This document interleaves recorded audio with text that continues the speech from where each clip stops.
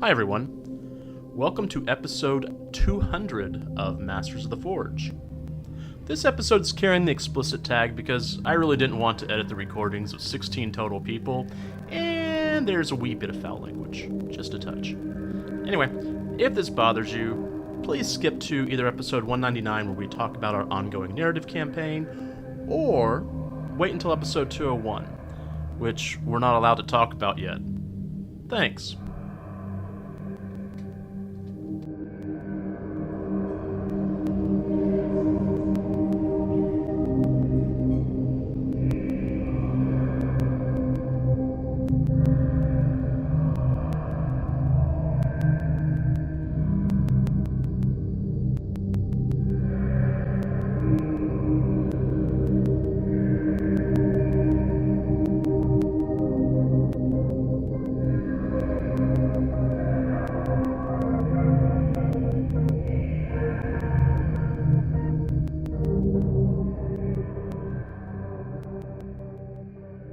Hello and welcome to episode 200 of Masters of the Forge.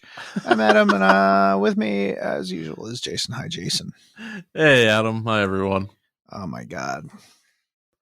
We've been recording a lot today. This is what, hour 2 now? Hour 2. And we this is going to be a big, bulky, blockbuster episode for the new year. Well, not the new year, for the between Christmas and New Year. Yeah. New Year. Yeah, it's fine. Anyways, 200 episodes. Tomorrow I'll be doing all of the editing. Well, editing. All of the stripping to piecing together of the parts. Yeah. There might be one edit. There might be one edit. And you'll find it amusing because we don't edit. Yeah. But this is the shit show. And this was definitely getting edited. So yeah. And it's fine. Yeah. It's fine. It's, you know what? When there are no boundaries, sometimes the boundaries need to be that explains why you have boundaries. Yeah. So Jason. Yeah. It's been a beautiful couple of weeks. Uh-huh.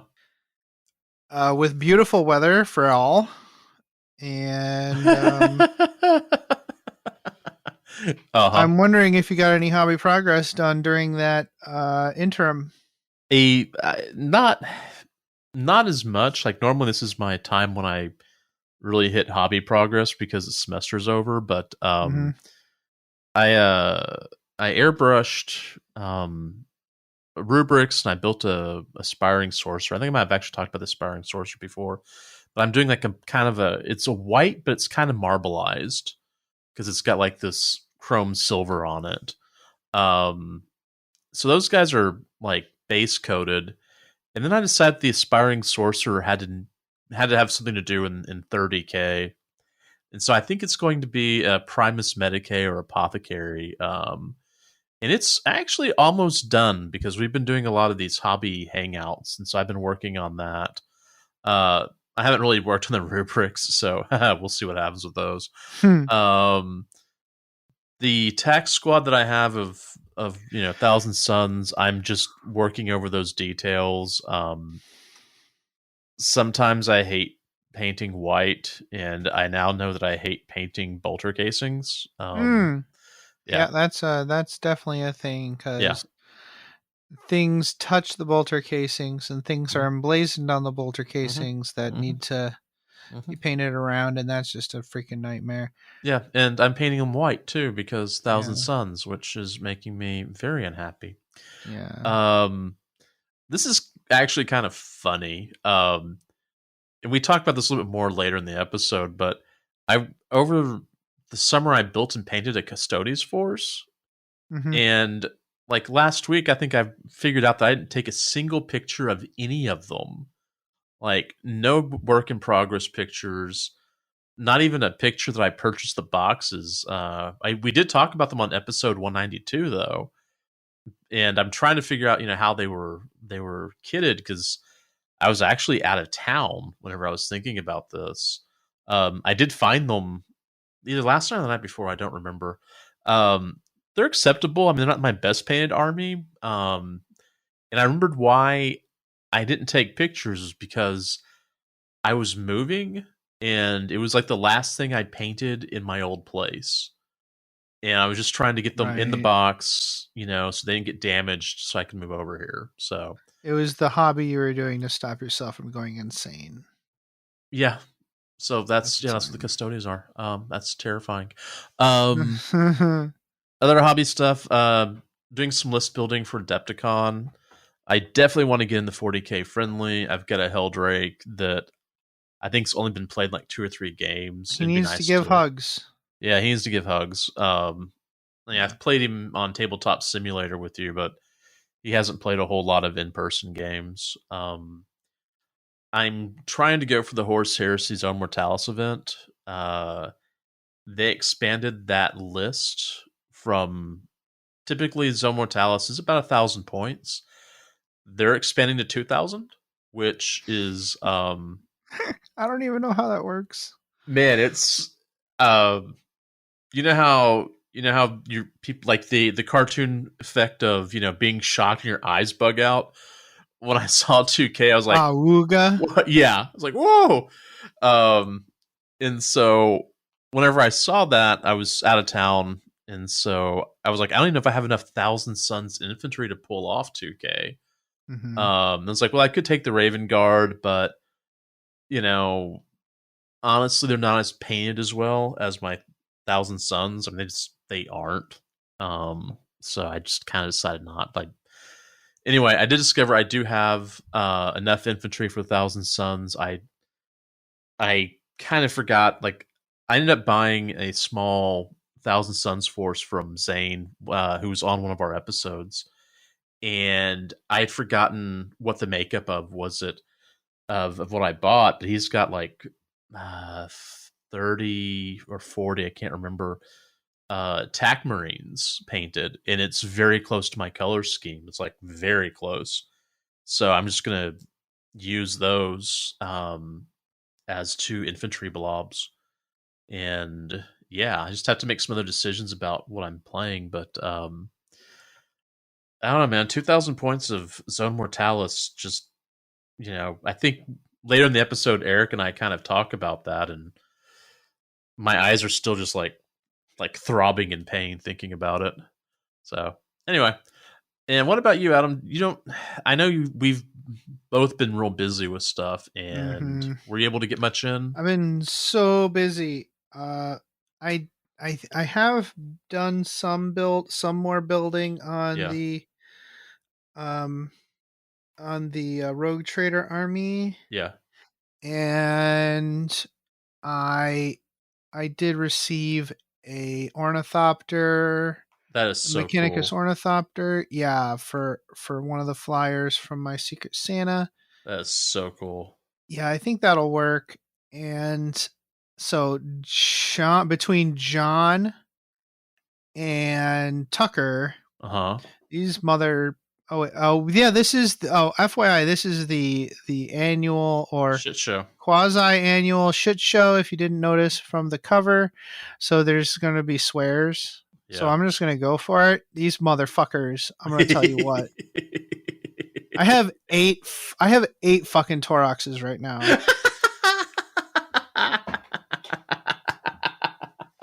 Oh, that makes me so happy. Yeah, It it's just great. really I does. appreciate it, you guys. I have a bunch of Toroxes, um, and I do have one Valkyrie in there. I will be getting more Valkyries. Uh, probably, probably will get a full like the two more Valkyries to complete the 3. That'd be cool. Um, like for match play. I don't think I want more than that, anyways. Even in narrative play, I don't think I'd want to like have a bunch. Yeah. Anyways, just having the 3 is fine. And um I have lots of scions.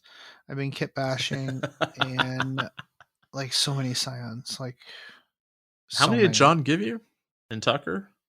John gave me a bunch, and well, they both gave me a bunch, and I have like I'll like John gave me some that were already painted. I'm Yeah. not sure I'm even going to use those. Like, no offense to you, John, your paint jobs are great.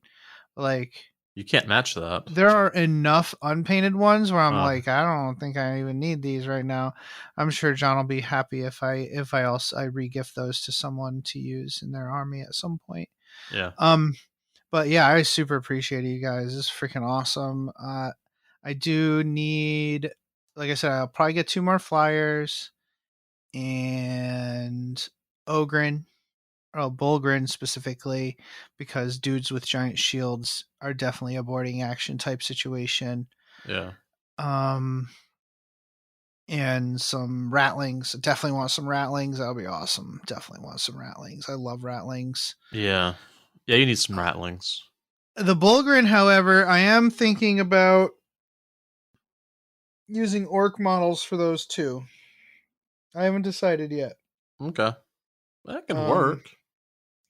Yeah, making Bulgrins out of knobs, I think could work, but I think it would be more appropriate to use war boss models.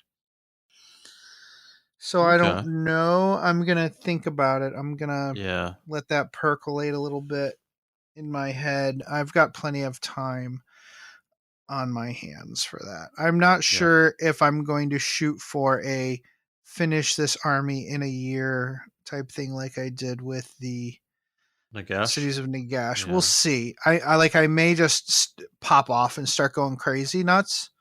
I don't even have a paint scheme yet, so I'm gonna let it percolate and take it slow, so I don't end up hating the project. That's true. Go through and take it slow to where you're not. Mm-hmm. It's not an obligation. It's something you actually enjoy. Yeah. So I did have 1 square left on my hobby bingo card. Mm-hmm. Lord of War or Gargantuan creature, and I just nothing I had sparked joy. Yeah, I really didn't want to do any Imperial Knights. I guess I could have done the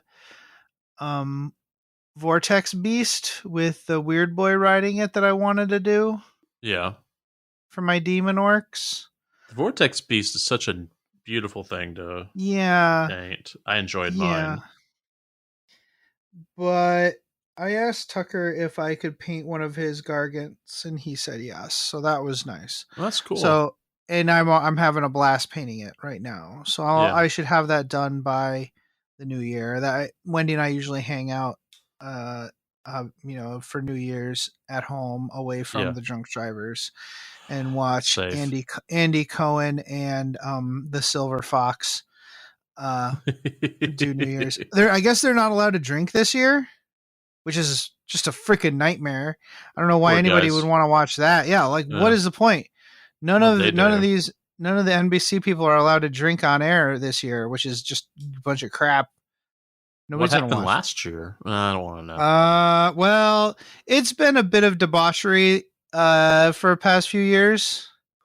And it's really amazing to watch the Silver Fox get drunk because he doesn't drink normally. And Andy Cohen keeps feeding him tequila shots. Oh. And it's just so funny watching this poor guy get drunk on the air. It's great. Oh, okay. That's what's going on. Got it. Okay. Oh my god. It's adorable. Anyways, we'll see how that is this year. It's gonna be boring. Yeah. Anyways, well, Andy's probably gonna be high, so that's fine. Good for him. What were we talking about? Hobby progress. That's my hobby progress. I guess I had a little bit more than I thought, but actually it's not a lot. Yeah. I've been kind of slow this past couple months. All right. Games played. Nothing for me. We are thinking about getting Titanicus in though, so I can figure that out. Oh yeah, we definitely need to play some Titanicus. Yeah. This week we'll make plans and we'll. I need to thank Josh, who I guess did your teaching game for you because he gave me his the way he kits his forces for the Legion name that I can never remember how to pronounce that's associated with 1,000 Suns. Cool. That makes me feel better. So, yeah, that's okay. Hey, go. No, sorry. No, let's not do that. So, yeah. Did you get games in? I did play a game with so on the forum he's White Iverson. I actually don't know his real name. Okay. Sorry, dude. And worst part is he came on a podcast once to talk about, I think it was Death Guard. I don't remember. He was actually on the podcast. Anyways, so yeah, I played a game against his Death Guard with my orcs with my Astra Militarum, and we had a fun time. We played at the store, brought some terrain, played on a Sunday afternoon.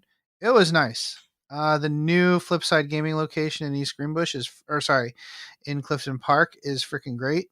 Oh yeah, that's right. They do have a new space. Yeah, they moved from like a shoebox to like the one in East Greenbush was big. The one in Clifton Park was just like kind of a shoebox. Yeah, it was tiny. The corner of an office building, and the new location is huge. I don't know. This will be some local talk. Did you ever go to Northern Lights or Upstate Concert Hall for a concert when you lived here?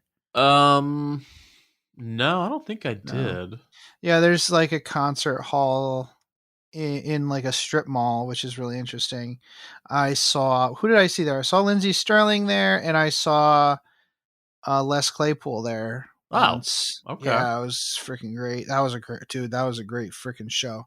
Yeah. It was years ago, and that's that tour where he was doing the entirety of, he would close out the first set. I think it was like Purple Onion album from like Frog Brigade. Yeah.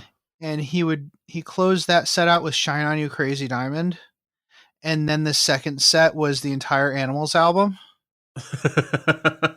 Wow. Okay. Dude. So that was the concert where I perfected my foolproof method of getting to the front of the stage. Okay. Walk up behind a girl and go,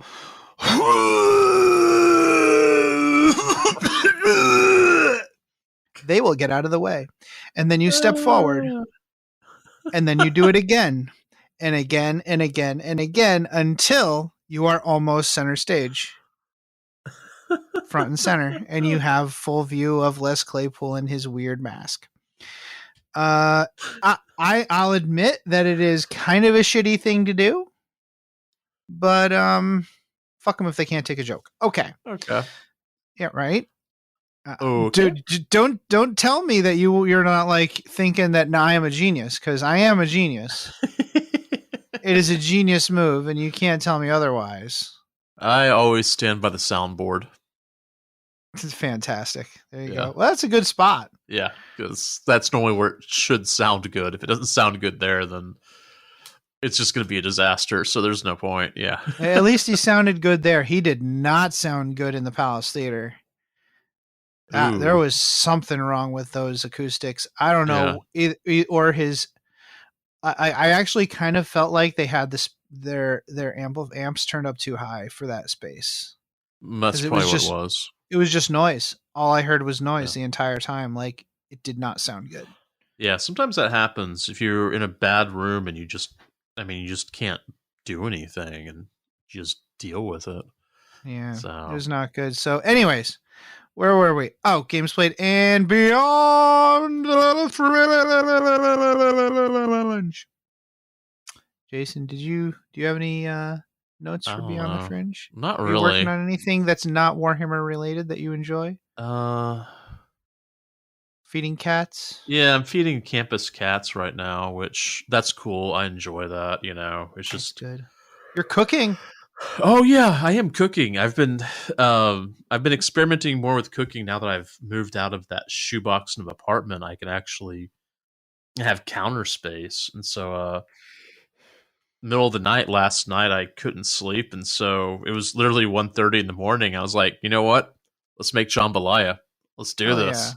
Hell yeah, dude! And that was probably not the brightest thing I've ever done, but you know what? Who cares? It was actually pretty decent, though. I was actually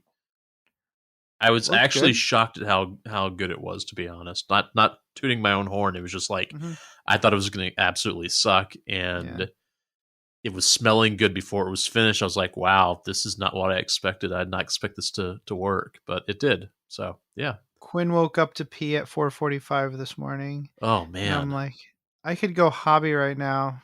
Yeah. No, fuck that. I'd I'm go not back to doing that. bed. I'm not doing No that. way. He's starting to actually wake up to go pee. Oh, that's good. But like he still kind of was like, well, I guess I'm awake now. Like, no, go back to bed. No, buddy. Go Go back back to to bed. bed. I appreciate that you're like actually like not waiting to pee until 6 a.m. But like still like, dude, come on, go back Yeah. to bed.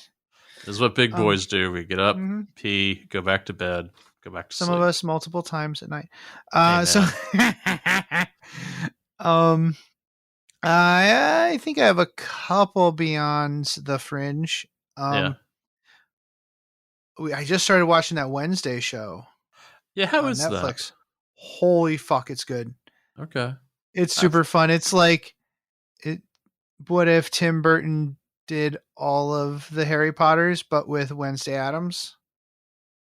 Oh, okay, yeah, got it. It's fun. It's fun. I like it. I don't Yeah. know if some other people might not like it. I don't know. I don't give a shit. I like it. I And know like there are yeah, go Willow's ahead. the same way. People don't Okay. like it, and it's Willow isn't doing anything innovative at all, Yeah. really, honestly. But like, it still makes me happy watching it. Yeah. That's So fine. it's like snack food. Willow the show Willow is like snack food. Yeah. It is. Where Wednesday I think is more like a creamy pasta dish. Still not really good for you, but it's still hearty, right? Yeah, okay. I could That's say that. kind of I think that's where I'm at with those shows. Yeah. Pretty sure. My other Beyond the Fringes, I went winter camping for the first time last weekend. Oh yeah. That was quite a thing. That was quite a thing. The good thing about winter camping and winter hiking is there's nobody else out there. Yeah. Yeah. And people are the worst. So there are no people, which is nice. And also there's no bugs. Yeah. You're not going to wake up with a tick on you or, Mosquitoes. all the bears are asleep. Like there's no mosquitoes, no black flies. There's nothing. And that's great. Yeah. That's great. And as long as you have people with you, or if you know how to make a fire, you're pretty fine.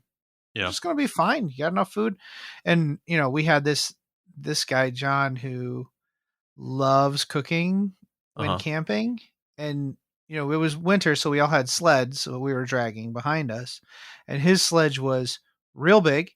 And in it, he had a giant cooler full of food and beer and a pressure cooker. Oh. Yeah, he had a pressure cooker that went on the fire, and he made stew. Yeah. And for some reason, not prime rib. What's the center cut? No, prime rib. Yeah. $6 a pound. So he's like, I guess I'm making stew out of prime rib, which he did, and it was delicious. We had steaks one night. And the last day we had Big Boy Ramen, which he did use a packet, but it's a very specific packet, and like real vegetables and everything like that, and real meat to go, some pork belly and stuff to go in it. It was freaking unbelievable. Everything tastes good when camping, but that just sound good. That warmed us right up. It was really fun. I pooped in an outhouse. It was fine. It was 20 degrees. I was sitting outdoors pooping. It's kind of whatever, Yeah. It's one of those things you do. I've done winter for Texas, backpacking and hiking, and it didn't drop. There wasn't snow, but it did drop down below freezing. And I remember, going to that outhouse and thinking, man, that seat's real cold. I'm not digging this. That's fantastic. Yeah, it's chilly, and it was funny. Even in 20-degree weather, there's still spiders doing just fine inside that outhouse because it's warm. Yeah, because it's gross. It's gross and warm. Stuff is stewing. Stuff is it's decomposing. It's just down. So gross. It's the worst. Okay. But it was beautiful and good times. Sonny was in his element, but not as much as Cora, who is a Siberian Husky. So we couldn't get her out of a snowbank. She's like, I'm going to sleep in this snowbank over here. I'm finally comfortable for the first time in my life. You know, that sort of thing. Oh, wow. Yeah. Oh, man, those poor dogs. Yeah, okay. They're great. All right. Well, we're going to skip the Astropathic communique and move on to, because we have so many segments. Yeah. You want to do Bad Movie Night? Oh, yeah. Let's do Bad Movie Night first. Yeah. Then we're going to have an interview with the real Goff Rokker, not the pretender. Yeah. And then we're going to have a year-end chat with Brian and Eric from the Lost to the Nails Warhammer 40,000 adjacent podcast. And then we'll come back and close out the show. Stay tuned. Damn, I knew it was around here somewhere. Damn, where is it? Can I help you? Ah! Scared me. What do you seek? I need the perfect scenario for a narrative game I'm running this week, and I can't find one. Sir, this is the Black Library. We don't have narrative scenarios. Well, then where should I go? Might I recommend the Tabletop Campaign Repo? The Tabletop Campaign Repo? What's that? The Tabletop Campaign Repo is an ad-free site for hosting resources related to playing tabletop miniatures wargaming. Oh, like scenarios? Absolutely. Also, event packs, custom objectives, tracking sheets, custom terrain rules, maps, icon packs, award templates, and more. Oh, and this is for Warhammer 40k? Among other things. There's also Age of Sigmar, Kill Team, Warhammer Fantasy Battle, and others. They're always open for content submissions for any system, even non-Games Workshop materials. Oh, that's awesome. It sounds like a great way to save all of this great content the community makes. A lot of that stuff often ends up disappearing into a dead message board or Facebook group. Exactly. It's a real community effort. Great. So how do I get there? Just go to that webway gate marked tcrepo.com. tcrepo.com. Got it. Can I ask you one more question before I go? Fire away. This place is really easy to find. How come Aramon can never find it? Oh, because it's more funny that way. Oh, yeah, clearly. Once again, the Tabletop Campaign repository can be found at tcrepo.com, and they're always looking for submissions. Welcome back, as promised. We have a segment with our friends here in upstate New York and Canada. Thank you for joining us. We're going to be doing a segment wrapping up the terrible movie hobby hangout marathons thus far. We are missing one friend. We're missing Tucker. I'm very sad. I think we're missing Tucker. We are. It's sad. Here. Tucker doesn't own a computer. No, he always joins us by phone. I am upset because he's an integral part of our group. We love you, Tucker. And I'm not just saying that because he gave me like $500 worth of Astra Militarum. How dare you? GoFundMe. We should get a GoFundMe for Tucker. We weren't judging get a computer. Dude, honestly, I have my old computer is upstairs. It can't play video games, but it sure as heck could record on our thing. So he's definitely going to be getting that. Nice. Yeah, Quinn doesn't need a computer that's 10 years older than he is. So today we have Jason, we have Nick. Hi, Nick. Hey. Jared. Hi, Adam. Mike. Bonjour. Kendrick. Hello. And Dave. Hello. Those were not in any particular order, just the way they are in my video here. They were definitely in order of how much I like them. Anyways, where was I in that? Okay. I don't know what on your intro. You were number one, Jason. I know, but I just want to make sure. You know. So every Wednesday, and then like every once in a while, like on holidays or whenever we feel like it, we get together and we watch bad movies. This all started, during COVID, right, guys? Yeah, it was the 24-hour marathon that you guys had. Right, we were doing a painting marathon for 24 hours to see. Whose idea was that? Was that Kendrick's idea to do that? Dave's. That was me. It was Dave's idea. Oh yeah, that's right. It was Dave's idea. It's all your fault. Yeah. Dave. What was the concept, Dave? My concept was we're all getting older, and I was genuinely curious if we could do it. Kind of as like a launching point to maybe do something for charity, like let's paint an army, and then we could throw it up for charity and raise some funds and raise some money for a good cause, and kind of just put ourselves to a test to see if we could do it and have some fun with it. But something else beautiful came from it by virtue of Nick actually live reacting to a movie. And which is the first. It's the first movie we're going to talk about. So we'll get into that in a second. We'll get into that story in just a moment. I wanted to first preface this by apologizing to someone. I'm really sorry, Tano, that you have sometimes walked in on people watching questionable anime. It's nothing untoward. It just so happens that sometimes people watch anime that has questionable activity going on, and you just happen to be walking in at exactly that time. You have a magical power, sir. You have a magical. If you are listening to this, you are magical. You're just like my mother-in-law. Actually, every time we've moved, she has found our collection. All right.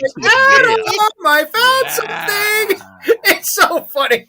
Anyways, sorry, Tano. So there's a separate channel for that kind of nonsense now, which does have an age restriction on it, and it's literally called Anime You Can't Unsee. But of course, the last time he came in, he jumped right in that channel for some reason. So now it's on you, dude. They jumped right out there. It's on you. You walked in that channel. Okay. First time. Anyways, on me. Yeah, exactly. Yeah, fool me twice, can't get fooled again. Ow! All right. Anyways, the first movie we're going to be talking about is Nick's movie. Nick, what movie did you pick to talk about? This is an absolute classic in the slasher genre. It is called Sleepaway Camp. This came out in 1983. It was filmed in upstate New York, so shout out to all the upstaters. Whoever, there are literally dozens of us, be afraid. But and this was like a local legend for like the longest time for like everybody, because that was like the claim to fame for which town was it? Argyle. It's the town we grew up in. Yeah. Me and Ken's hometown. Oh wow. Yep. Okay. Yeah, it was filmed at a camp in Summit Lake. Yep. Very good. They even used local EMTs for some of the shots. Nice. Yep. So, let me kind of give you a little breakdown of it, and then I'll try to cut it off where this is where spoilers officially begin.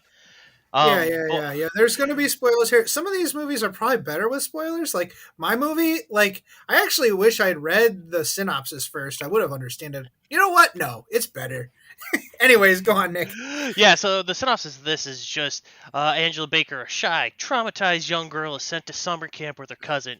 Shortly after her arrival, anyone with sinister or less than honorable intentions toward her get their comeuppance. And let me just put the spoiler tag right here. Give yourself a second. But the truth of it is just batshit insanity.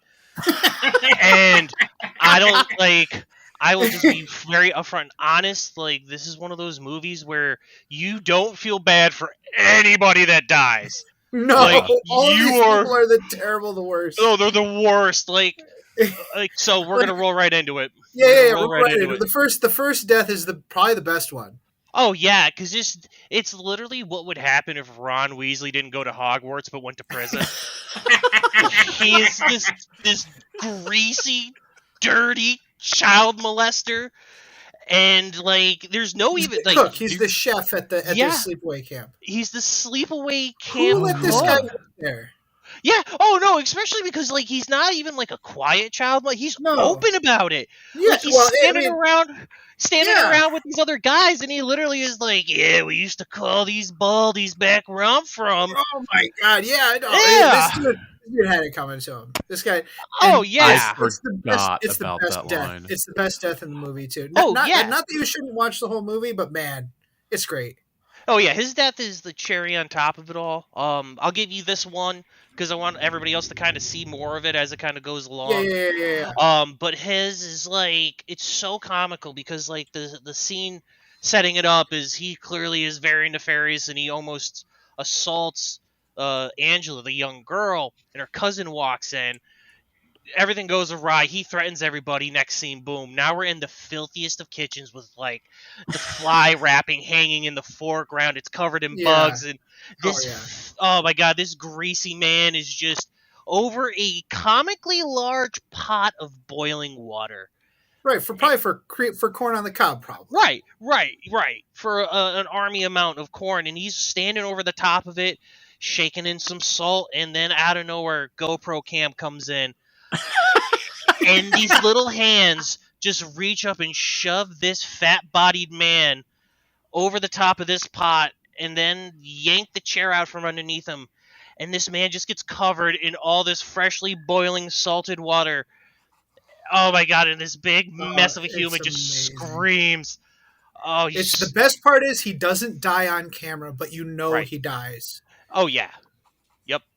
He has a long, excruciating death in the burn ward waiting for him, and he deserved every moment of it. Oh yeah, it's great. What a great movie! But the best part was listening to you react to the movie as we went. Oh my god, it was amazing! It's one of those. We were shocked that you hadn't seen it yet, and it was just the best. It was the best thing, which led us to wanting to do this all the time. Because it's really fun to bring the movies that you know are just terrible and having your friends react to them. We love it. All right, next. Well, we'll just go down the list then. Jared, what movie did you pick? Well, I picked Iron Sky: The Coming Race. Oh, Jesus. Man, I forgot about that. This is going to be like an episode of PTSD for some of us. Man, these were... So I'd forgotten about that one. Don't censor the truth, Jason. Allow me to read the synopsis and we'll open the floor.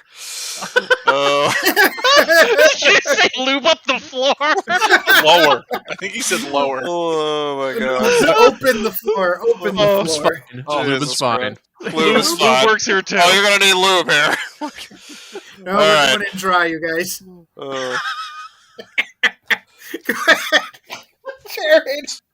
So the plot follows a group of nuclear Holocaust survivors living in an abandoned Nazi base on the far side of the moon. Boarding a barely functional spacecraft, they travel to the nucleus of the hollow Earth in an attempt to recover the Holy Grail from a group of reptilian shapeshifters who are led by a Tyrannosaurus-riding Adolf Hitler. Well, wait a minute. You said this was a bad movie? I know I missed this one. But now it's bad good. Oh, okay. I think it's on the wheel. Through. So in the movie, the one true religion is the worship of Steve Jobs. It's called Jobism. Not making that up.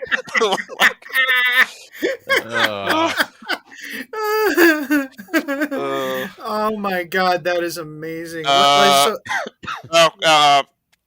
Mark Zuckerberg and Margaret Thatcher show up as lizard people. Yes. Yeah. That makes sense. That tracks. That definitely tracks. Except Mark Zuckerberg, he could be an android too, but I appreciate the lizard. Yeah, the lizard makes a lot of sense. Oh my god. And just to round out the quality of this film, this is actually the most expensive Finnish movie ever made. So you just you just stew on that this is considered the peak of Finnish cinema.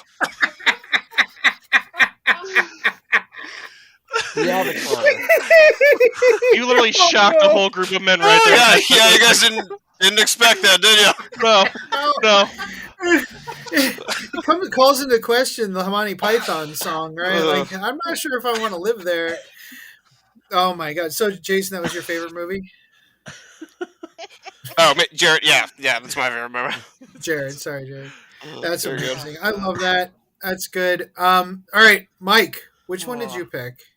Okay, so here's the thing. I picked Space Truckers, but I don't have much passion for it. I have to admit. Well, you legitimately pick one that you hated. That's fine. Yeah, there's nothing wrong with I that. legitimately hated it. It's from '96. It's got Dennis Hopper and a bunch of other people as the lead. That is the lead. Old Dennis Hopper as the lead. Dennis Hopper. He basically plays a trucker in space hauling square pigs. Yes, the square pigs. I love the square pigs because they have. Yeah. Yeah. Genetically engineered to be easy to store and ship. So, anyways, the company he's contracted to, he hates, and they get into a big fight, and they have to take off and end up smuggling sex toys, or what they think is sex toys, to Earth. Sex dolls. Well, whatever. Big eyes. Yeah, small mouth. Sex dolls, yeah. Big eyes, small mouth. I already see where we're going with this. So, anyways, wackiness ensues. Killer androids, space pirates. Falling to Earth and ended up killing the guy who made the killer. Oh, wasn't he somebody famous? The guy who made Charles Dance, Tywin Lannister. Oh, Tywin Lannister, that's right. Grandpa Lannister. Oh, that's right. You're right. Mm-hmm. Yeah, he was. Yep. Yeah, this was a star-studded pile of shit. It really was. It was really not great. I love the spaceships in it, though. I really like the concept of the space truck. I think it's cool. Everything looked way too new, and it all looked like really primary colored plastic and like 50s diners. Right. Like Norm from Cheers was the boss guy on the mining station. Oh yeah, he was. I forgot about that. It's actually a truck stop, but yes, it was a truck. You're right, truck stop. Oh, don't forget about the cryogenically frozen mom. Yes. Oh, the Walt Disney mama. Yeah. Yeah. So Adam, I apologize. I'm gonna just take over this podcast for a minute because what I really should have said and what Nick pushed me to do was that really I should be talking about the worst anime of the year. Oh, you know what? You're right because you're actually starting a podcast about bad anime, aren't you? Yes, or exactly. just nasty anime. I just listened to the first episode. It's quite nice. Some people consider it bad. I consider it. What's your podcast called? It is called. So it's a spinoff of another podcast called The Anime Summit, and we're calling it The Anime Plummet because essentially we're plummeting it from the peak down fantastic. To the gutters of a good pun. Canada. Yeah, exactly. Lots of fun. Okay, so what's the worst anime we saw? So the winner by a landslide was Glepnir, which was a 12 episode anime. Technically a horror and ecchi anime, I guess you could say. It's about a boy who turns into a mascot character, which is supposed to be this dog. It looks like it belongs in an amusement park, but it has a revolver and a giant zipper on the back. And when he turns into a giant dog, someone can get inside. Specifically, another female character who usually does it while not wearing anything because she doesn't want to get her clothes all goopy. So that is the weirdest thing I've ever heard in my life. Oh, so this was the anime where I'm trying to think of the scene that we were watching in it. Oh well, hey Mike, before we go on, what does the inside of it look like? It looks like a normal mascot suit, right? No, what you're trying to look at, it looks like the vaginal canal, I guess you could say. Very fleshy. We'll use the technical elastic, term. It's a medical term. I'll allow it. I'm not editing this. Oh no. So yes, the whole thing is very phallic. Like let's not. What do you mean ovarian? Oh well, I guess. Yeah, I mean, it's all messed up either way. It's in the window. Okay. It's going right out the window. Okay, so wackiness ensues. A lot of terrible things are said and done, and that is specifically to show that our Estonian sailor, a man made of grit and steel, walked in on and looked around and looked at what we're watching, going, "Are you guys all masturbating?" And we had to say, "No, we are legitimately hobbying, and this is art, sir. Please." And he left. And last time, and unfortunately, it happened again while we were watching Butt Attack Punisher Girl Gatuman, which is a classic from 1995. And once again, classic! No, this is freaking VHS. You can't throw that term around. And he immediately, once again, he was like, "Hello," click. And then he's gone. He didn't say hello. I said hello to him, and he just stayed silent. I said something. There's no heavy breathing. Anyways, was it the spanking that's scene? all I got. What's that? Was it the spanking scene that he walked in on? Like, no, what? No, it wasn't a spanking. That let's not talk about. Let's not get into that. What? Yeah. Oh God. It's real weird. Yeah, that's a slightly. That was the part where I was like, "Do I have to stop this? Is this spoon?" Probably. You probably should. Yeah. Yeah. Okay, Kendrick, what movie did you pick? Let's change the subject. Let's get out of here quick. So I went with Creepers because I the way I looked at it is I have to use one that I actually was present for and for the whole entire thing, and the one that I picked was Creepazoid. So I find it kind of entertaining that everybody else has this synopsis that's fairly long. Mine is a sentence. Like, I am on IMDb, and mine is a sentence. Oh, I'm sorry. It's technically 2 sentences. A group of survivors try to avoid the battles of World War III. That's sentence 1. When they try to escape to a quiet land, they encounter something much deadly. Or more deadly. Sorry, not much. Much more deadly. Yeah. That's it. Wow. That's the entire description. That's a tagline. Yeah. Wow. So, and is it that forgettable? There are certain parts of it that are really forgettable. The fact that I swear that part of it was like, all right, the director goes, all right, we need to have no woman on set is allowed to wear a bra, and we must wear white t-shirts all the time. Okay, yeah, 100%. Oh my 100% of the time. Oh my god. I remember that. I don't remember anything else. Every nipple will be on display. Yeah, and then we're going to this. So the thing that stuck in my mind about what, like, the reason why I wanted to pick it was there's this vent that they have to crawl through like consistently, and you can tell it's just them putting a camera facing a wall in a room, and they're trying to provide scale by making people crawl through it. But there's obviously like light coming from some other place, and they're trying to obscure that light, but they don't do it the same way each time. And they're saying it's the same vent. So it's like, well, I don't. And then they have like this giant mole rat that, like, from Princess Bride, that randomly comes in and infects some lady. Yes. And then they have, when the monster dies, some random baby that they haven't even inclinated that there's a baby possibility pops out and fights a guy for 15 minutes. He gets in with a baby for 15 minutes. At one point, the baby tries to strangle him with the umbilical cord, and then he starts swinging the baby around like it's a club. And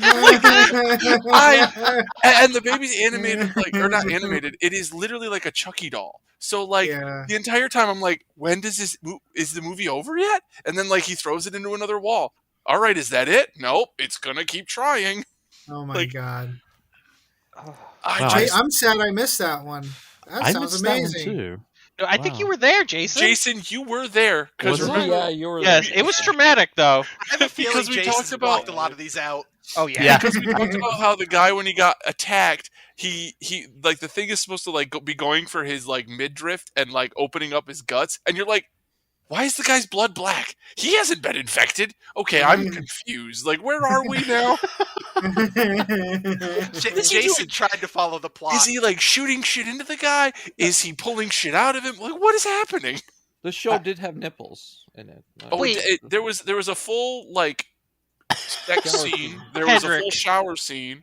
Yes, I remember that. Kendrick, was that where, the guy that woke? Was that when people were, like, waking up and the ship had been, like, taken over? No, that was something different. That was Pandorum. That was Pandorum. Oh my god, I'm getting Pandorum and this nightmare mixed up. Oh my god, Pandorum is much better, but no, it's not. No, it's much better. No, it was. It's much better. Yes, but this movie, because this movie's like, it's like they recorded it in like 3 rooms and they just moved furniture around. They had a budget. Okay. Oh, I remember this movie now. Yeah. And one of the rooms is obviously where they did the hall or the ventilation. I'm using air quotes because you guys can't see that. I'm like, there we go. What's this movie called again? Creepozoids.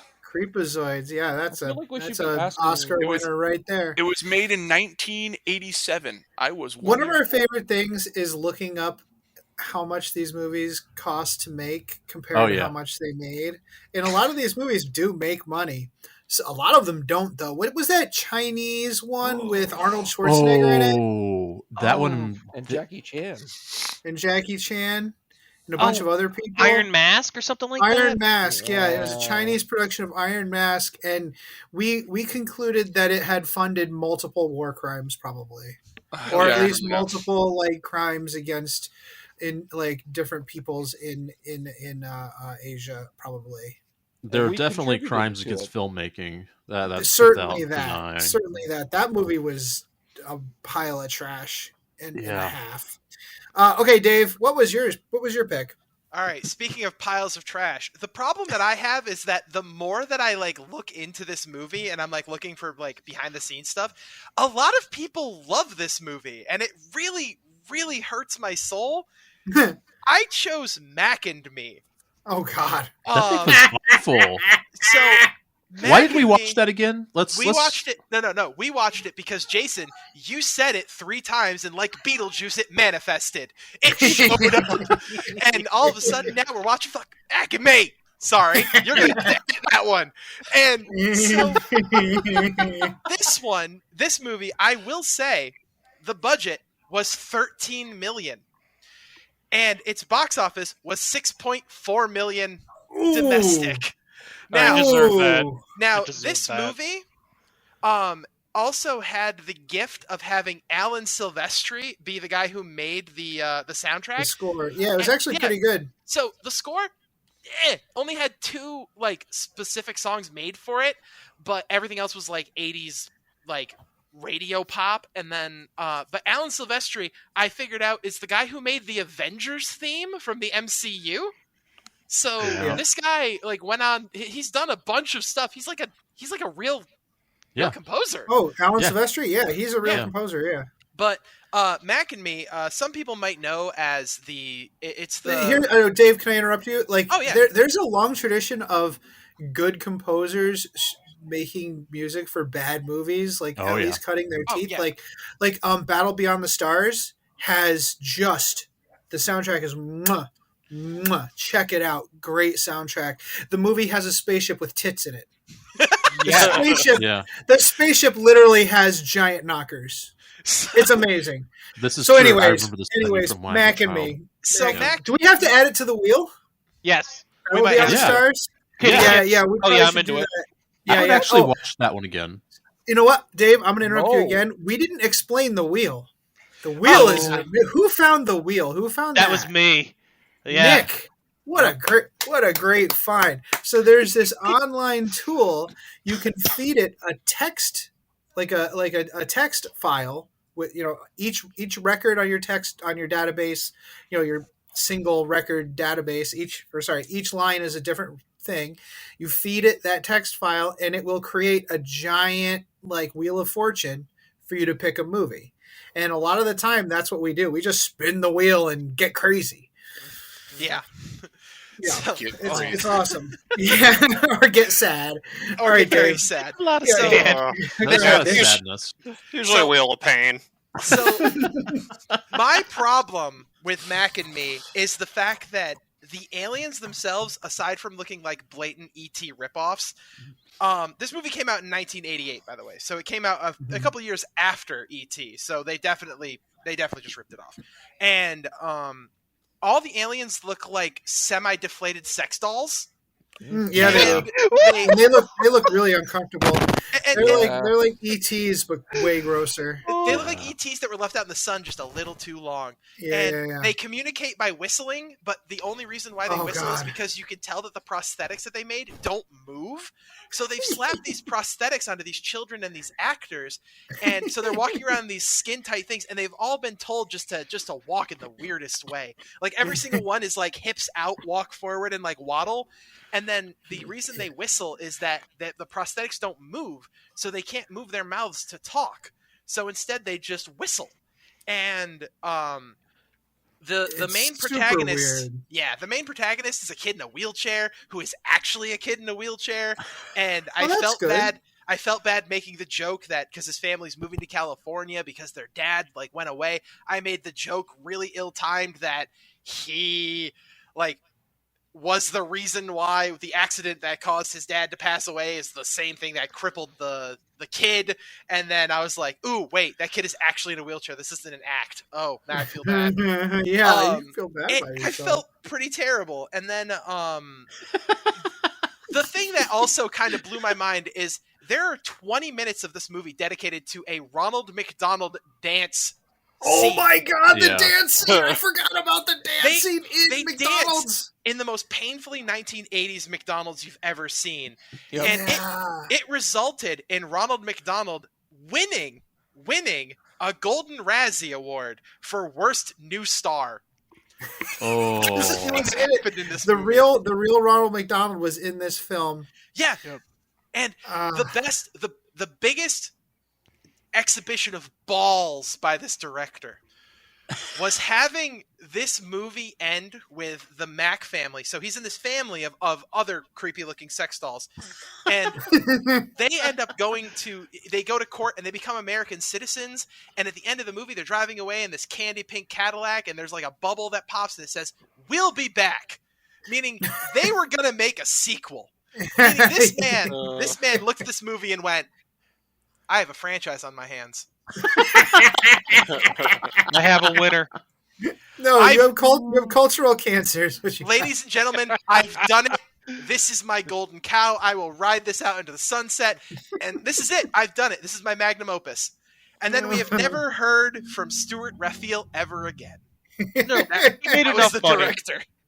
Oh wow, he looks like Anthony Bourdain, but looks like a Madame Tussauds fucking wax figurine of him. Ugh.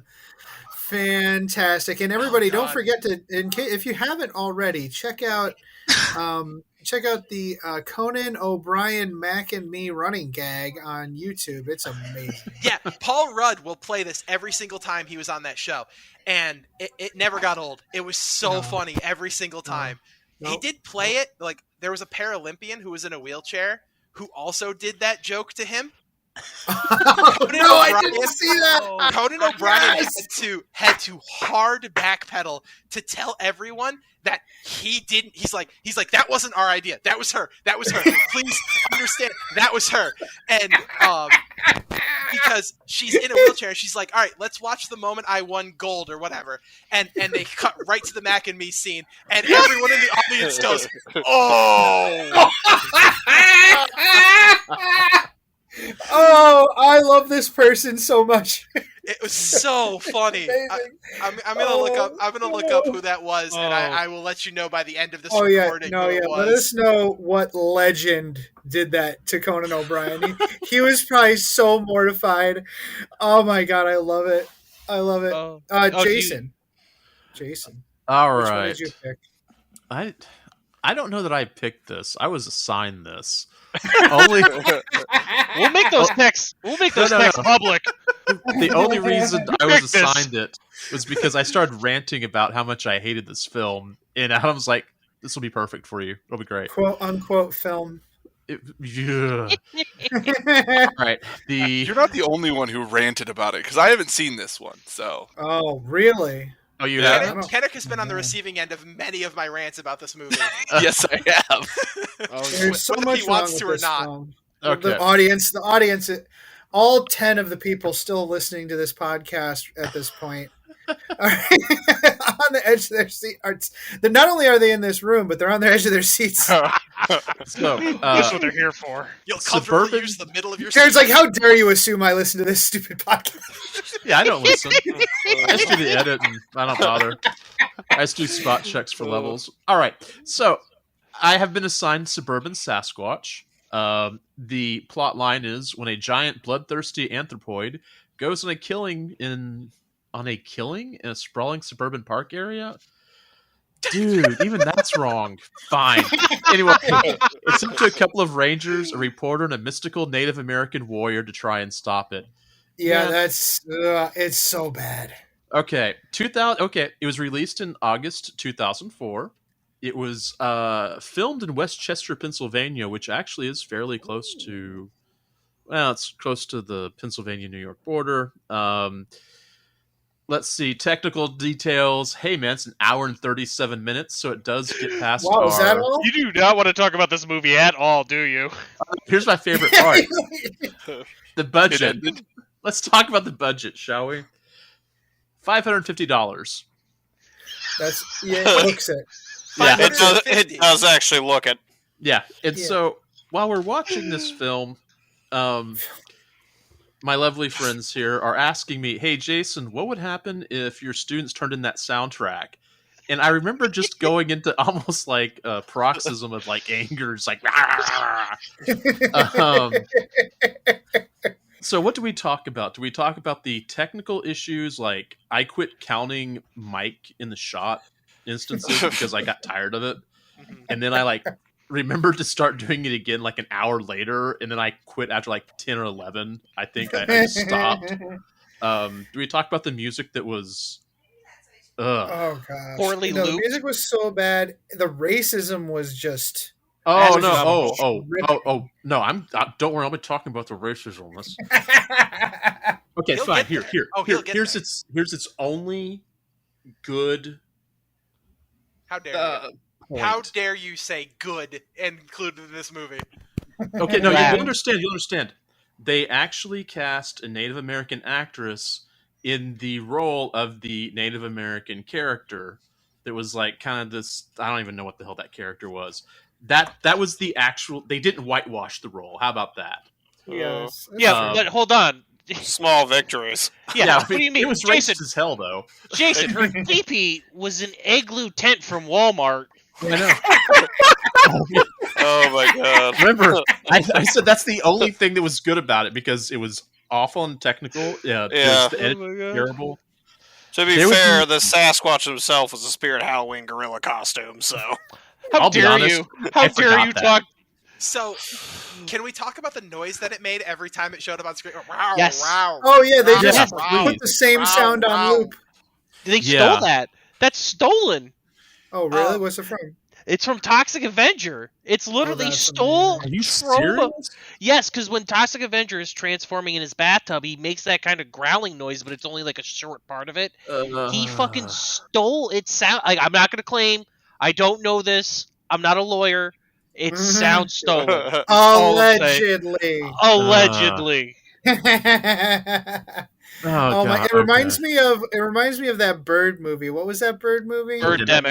Birdemic, where the bird noises were just on loop the whole time. Oh yeah. There's also the video loop too. Yeah, the Birdemic gets an honorable mention in this because that was not okay. That movie was so bad. Yeah. Like the graphics were all made on a TurboGrafx 16 or something. I don't know. Yes. Also, the beginning part of the movie was like the director's power fantasy of him like dating an attractive woman and being successful. There's so much of that. Hold on, I'm not done ripping on Suburban Sasquatch. Okay, keep going. Oh, sorry, Jason. No, please. Let's not cut off this man's anger. This is his catharsis of the year. Yeah, it might be. I'm going to say the competing dialogues, because when two actors talk, it should be like, I don't know what the hell.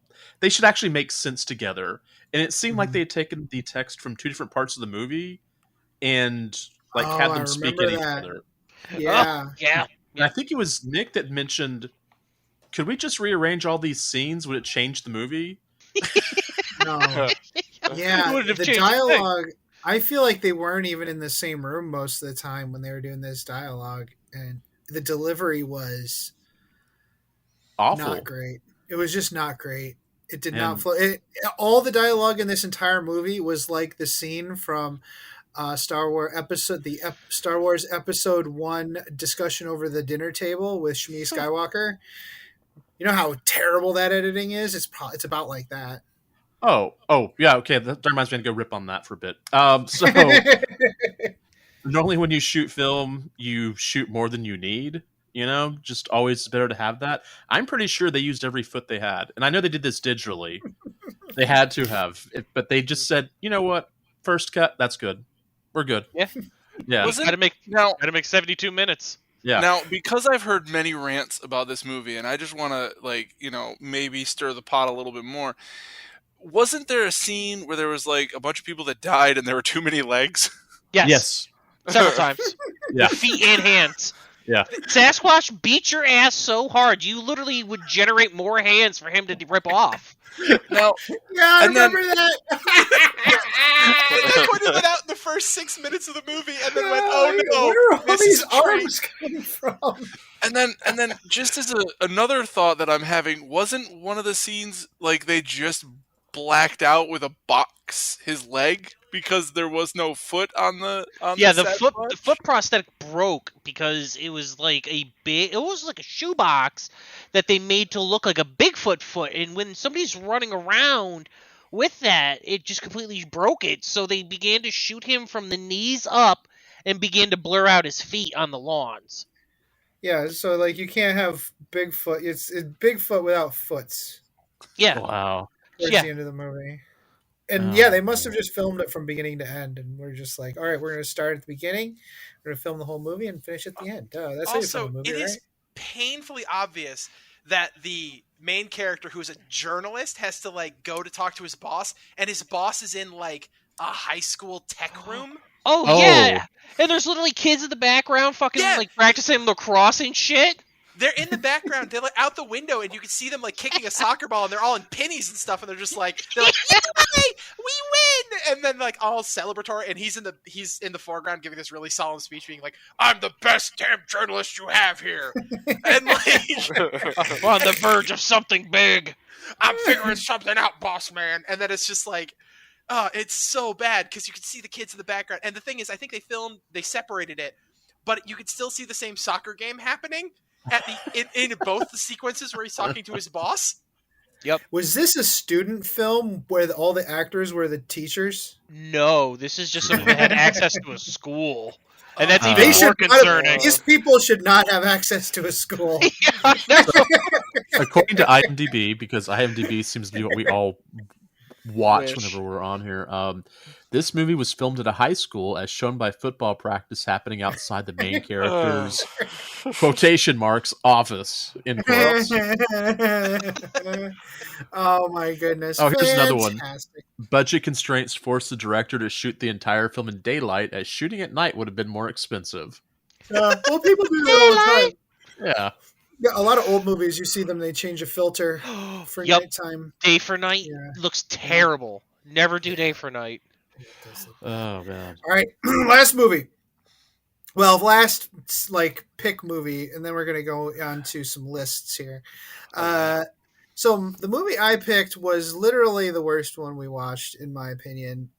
Fateful Findings. Oh, you're welcome. Which is a 2012 Neil Breen movie. Apparently, Neil Breen is a very popular bad movie person, and he takes himself very seriously.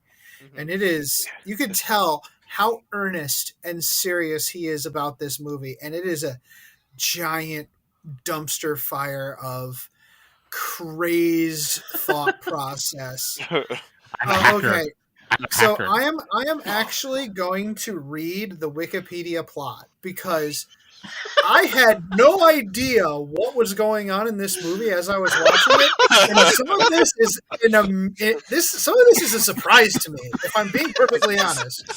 Okay, I watched this movie and I still have no idea what happened. I did not watch the movie described in this plot. Is not the movie I watched. Okay, so 8-year-olds Dylan and Leah discover a magic black stone in the woods. With Leah's family's departure imminent, the two vow to always be friends but never see each other again. So kind of like the camping episode of Bluey, except really bad.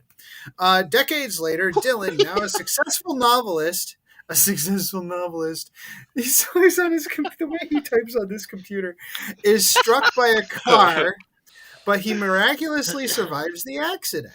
In the hospital, he rapidly heals from his injuries, rapidly. He gets hit by a car and then he's better. It is insanity. Which he credits to the power of the stone. I don't remember this at all. Returning home, Dylan reveals to his wife, Emily, that he has not been working on a new book, but has been instead using his hacking abilities.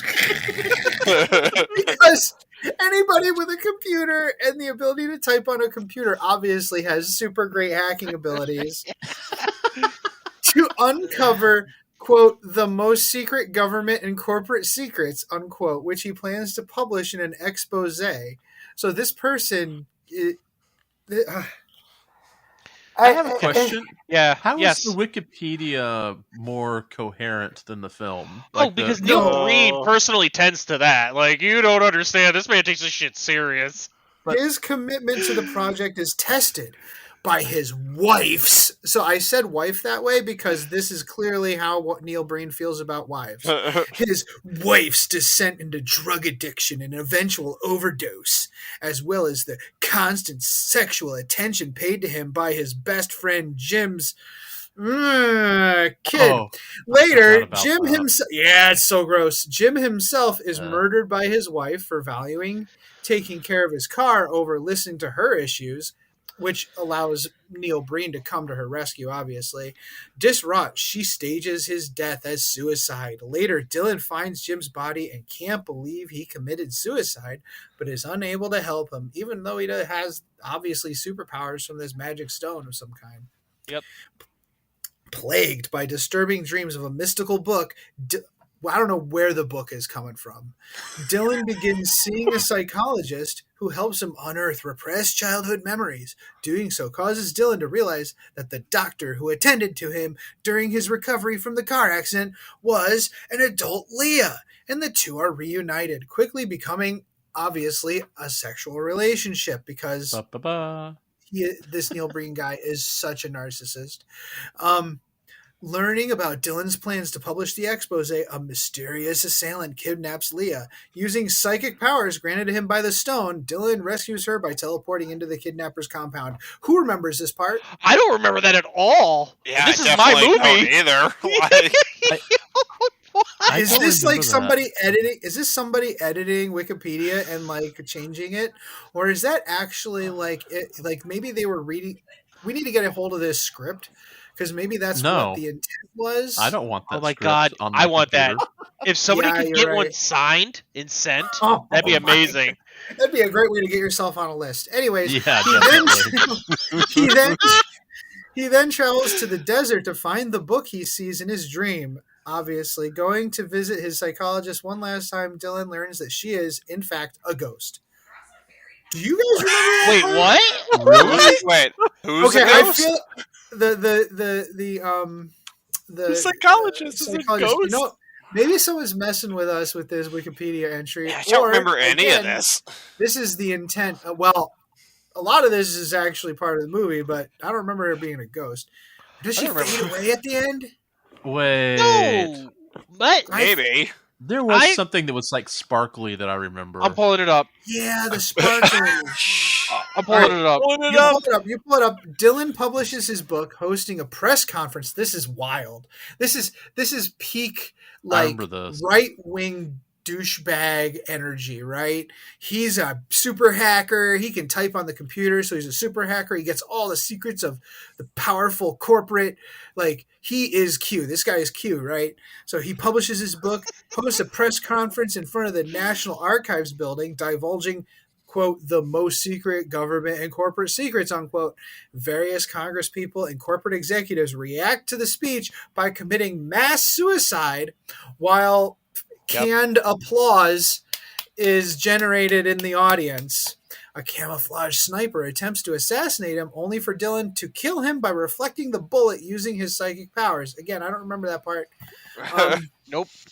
His mission complete, Dylan and Leah return to the place where they found the stone in the woods as children. Oh man, yeah, those are all words. That's good. I don't. Cannot... This movie. This movie. This movie. I just can't. This movie.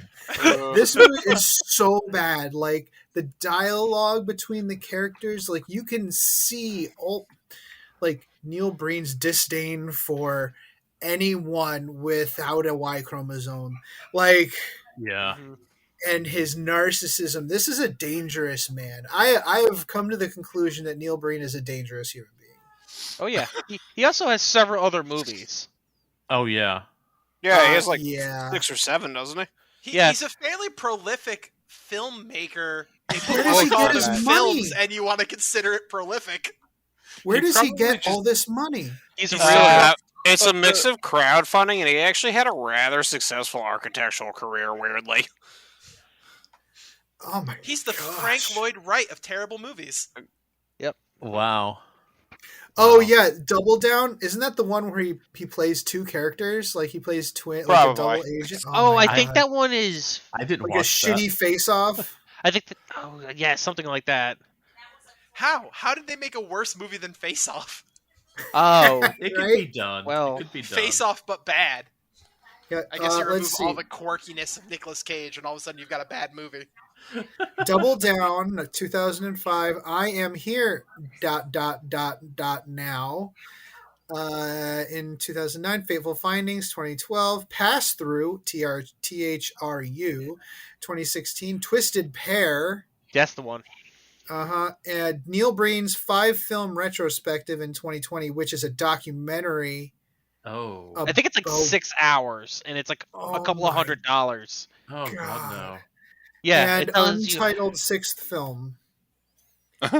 So yeah, this man is dangerous. Like, you oh my should God. only watch his movies if you're doing it, if you're stealing the movie. Steal this movie. That 6th film is just footage of January 6th. Oh my God! Probably from inside January 6th. It's our personal camera. Pack gear. You know what the real icing on the cake is? I checked this dude's Twitter, and he is very aggressively and proudly a Mensa member. Oh yeah, no! One of those guys, yeah. Oh wow! Yep. And can you imagine Neil Breen storming the Capitol and going in like, "We got to go to Nancy Pelosi's office. I need to get on her computer. I can hack it. I'm sure her password. I'm sure her password is fetus." I hate her. So this person is a monster. The one scene I remember from this movie was and I hate to use this term, but a sex scene. Oh yeah, one? It was the one where they were on his desk. Were so gross. And there was like 7 laptops. People agree to this? Laptops. And they were like dropping laptops all over the place. And then the next scene, all the laptops are back on the desk, perfectly normal, nothing broken. Even though you see these laptops fall open, from 4 and 5 feet up, So you were totally fine with the sex scene in the shower where he had a massive head wound that was gauzed up, and it was just fucking gushing blood while he was trying to have sex with his wife. You know what? That is the most unbelievable. That is the most unbelievable part of this movie. There is no way anyone could feel any kind of passion for this man. I literally forgot that sex scene. My mind just went through and went, nope, you were taking this right out. Throw that in the trash. Trauma. Yeah, that's what I've learned about this movie series. All of these movies are gross. Most of them are gross for many reasons. Yeah. But I believe, like I don't know. This one just made me uncomfortable. It's the worst. Now, it might not be the worst because there are some movies we just couldn't finish. That's right. That's true. Oh yeah. Can I throw 3 of them were suggested by me, I think. Can I just go ahead, Dave? So the Olympian that I was talking about, her name is Alana Nichols, and she's a 3-time gold medalist in alpine skiing and basketball. She's the one who played the really mean prank on Conan to cause him to get really uncomfortable, and it's really funny to watch.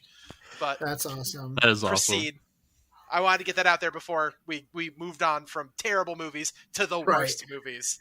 Oh, yeah. man. So one of them was a Ralph Bakshi film called Coonskin. I thought when I was a kid, we were cool not bringing that up. No, it's fine. When I was a kid, I thought that this movie was edgy and actually like anti-racist, but it's actually racist. So just keep that in mind. What was the Spike Lee film? Oh, yeah, that one. Oh yeah, well, the new one. We could, yeah, right. It wasn't Crappy Old Boy. It was something else, right? Something Streak. No, let's not go down this rabbit hole. Let's leave it alone. Yeah. Either way, not a good movie. No, it was not okay. No, I'm gonna look it up. So Bamboozled. So Bamboozled at the time again was considered very anti-racist, but it made people very uncomfortable on purpose, and it made all of us very uncomfortable as well. So we turned it off. Another one suggested by me was Transylvania 65000. It had no redeeming value whatsoever. I actually noped out of it. Like I pulled you ever in a molten core run? You ever in a molten core run when like you'd wipe like 10 times and it's 1 a.m. and you're like, you know what? I'm gonna run forward into the wall and keep running for 5 minutes so I can disconnect without them thinking I'm disconnecting on purpose. I did one of those. Yeah, and I hate you. Because that movie was second. Like it's my honorable mention. Like that movie was so bad. I'm watching it and I'm like, eventually I think Jason and I are going, is Adam even here anymore? Like Adam. And then he's on playing some game on his computer and we're like, that bastard, he's muted us, he's played this movie, and now he's just ditched us watching this awful movie. He Irish goodbye out of his own. Oh my god! Yeah. He didn't goodbye though. He turned on the movie and then just changed screens and muted us. No, that's Amanda as a toddler. That's Amanda as a toddler. That was great. I think we got about halfway through the movie. We're just going. It's so boring. This is so bad. It's so boring. It has Kramer in it, and it has Jeff Goldblum in it, and it has some other guy in it. It has stars in it. It's just real. Ed Begley Jr., right? Ed Begley Jr. and Sinbad. What was she in? There's a lot of stars in this movie. It was just not good. Wait, was just boring? So when we were watching it, I thought we were watching it first. Earth Girls Are Easy. Yes, because it has two of the actors from Earth Girls Are Easy in it. Yeah, Gina Davis and Gina Davis. Yeah. And I thought, oh yeah, this will be cool. And then no, it wasn't that. It was something awful. And so Jeff Goldblum and Gina Davis are back together after their massive hit The Fly in this movie, which is boring. Yeah. Oh man, yuck! What else did we not finish? Poultrygeist. That was it. Oh, that was the one. God. That was the one that he actually just said, Nick, can we please turn this off? It's actually upsetting, and none of us are watching it anymore. Homie drops the hard R word like multiple times, so without even thinking about it. Like all you need to know is that within the first 5 minutes, a zombie puts its finger into a man's ass and then breaks his hand off, leaving the finger still stuck in the man's butt. That's not a recommendation. Like that should be a deterrent. And that guy just keeps going. He's like, oh yeah, that does it for me. But that's not the most insulting, terrible thing about the movie 5 minutes into it. That's the thing. Yeah. There was a public masturbator. There was. Yeah, that did happen. Tasteless. Somebody said tasteless. We watched a good movie after that. I think that's when we went to Fear of a Black Hat, and we were all happy. Exactly. Oh yeah, that was a good one. That's the first time I actually saved movie night. First you did. Time. You were very proud of you. I missed some of the terrible movies because on occasion I'm just like, all right, I'm doing a bunch of stuff. I'm like, all right, gonna go for the hobby night, and then I just get distracted and I wander off and do something else. And then Tucker will tell me like, hey, you missed a golden movie yesterday. We watched a movie called Coonskin, and I went, I'm glad I missed that. Like, I don't even know, where to start with that one. Yep. Not good. Not a good movie. Not a good movie at all. So, does anybody have any honorable mentions? Anything that they want to mention that you feel like people need to know about? People need to know Pluto Nash wasn't bad. There, I said it. That's my hill. I'll die on it. It was not too bad. No, it really wasn't. It was okay. By comparison to the movies that we're talking about, yeah, it wasn't bad. It was fun. You just said that Pluto Nash Day is your birthday. It is my birthday. Yeah, that is funny. And we have created a whole Pluto Nash universe where some movies actually exist in the Pluto Nash universe. I think we decided that Space Truckers is in the Pluto Nash universe. I think Ice Pirates might be a part of it too. Oh, we watched Ice Pirates. Adam, you hated that movie. You hated that movie so much you complained the entire time. What is this? Ice Pirates. Ice Pirates. It's when the band of pirates is out trying to take ice because water's so valuable in space. And they end up, like Waterworld. Yeah, it's Reverse Waterworld with time travel. Yeah, but they forgot that there is so much water in space. Oh yeah. That's why you hated it. There's so much. Oh yeah, I can see me hating it for that reason. Yeah, I explained it to you. Mad. That's why you hated it. That sounds like a thing I would hate. Can I say that the movie that I want to honorably mention is the movie Zombies, which gave me the great Adam line of, I think this movie gave me erectile dysfunction. That's actually a category now in the chat, in the group. Which is now how we categorize bad movies is like shockingly good movies. Like we've got Attack the Block. Yes. Pluto Nash was on there. And then we have movies that gave you erectile dysfunction. And then movies we just couldn't finish. And that's how we've broken down these movies. We have one more category. Almost category. Almost what is porn. Almost porn. Almost porn. Yeah. Oh, yeah. I'm not on that category yet. Flesh Gordon. Oh my God, Veronica. Hey, that movie is absolutely horrible. Which one Rape Spider. Which one was the movie made by Jason, aka Glenn Danzig? Veronica. Oh, Veronica. Veronica. That was Veronica. Not really literally the French rape spider. Sure, the butt fucking spider. Yes. That was weird. Jason, you're gonna have so much fun editing this. I'm not editing this. What are you talking about? Do this live. The shit show does not get edited. My honorable mention is a great movie if you just cut out one scene, maybe two scenes, and that is Blubberella. Oh my God. I love Oh my Blubberella. God. Okay, one very important scene needs to be cut from that movie. Maybe is there two. Blackface? Is there blackface? There might. Yeah, there really is. It's not okay. It's bad blackface too. It's so bad. It's not okay. But like the first 20 minutes of the movie is a delight. Maybe just stop it after the first 20 minutes. You're fine. It does drag on a long time, actually. Oh my God. I did not see Can I this just one. say that it's a movie you steal as well. You steal that movie. Yeah, steal that movie. Yes, yes. A lot of the movies that we watch, we're always shocked by the fact that there's we've only been watching this movie for 15 minutes. How does it feel like we've been here for 50? Oh yeah, this is they drag. This is only a 100-minute long movie, and Mac and Me is still going, and we've been watching it for 20 minutes. Now this woman is blaming a child in a wheelchair for ruining their living room and somehow their veranda outside, which has a staircase going down to it. Yep. Yeah. There's a lot of questions you need to ask if you're blaming your paraplegic child for that. Oh my God, yeah. These movies. I mean, we get a lot of painting done. At least some of us do. It's nice. It's nice. I like hanging out with you guys and doing these movies. I find it a very cathartic, nice way to split the week in half on the Wednesdays. Mm-hmm. If folks want to join us.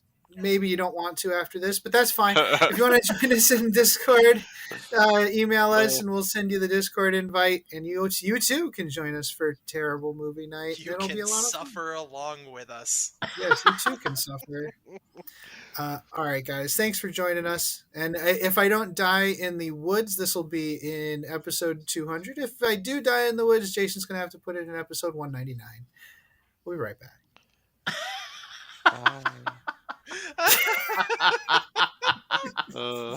I do have a solid question. Greetings, mofos. Are you out of George Dickel number 8, staring at a broken chess machine? Don't want to spend the rest of the year tied to that couch? Well, why don't you head on over to the 1 Hour a Night Facebook page and see what exciting stuff is going on there. It's a place to post all your daily progress in the hobby grind, as well as receive and give positive feedback.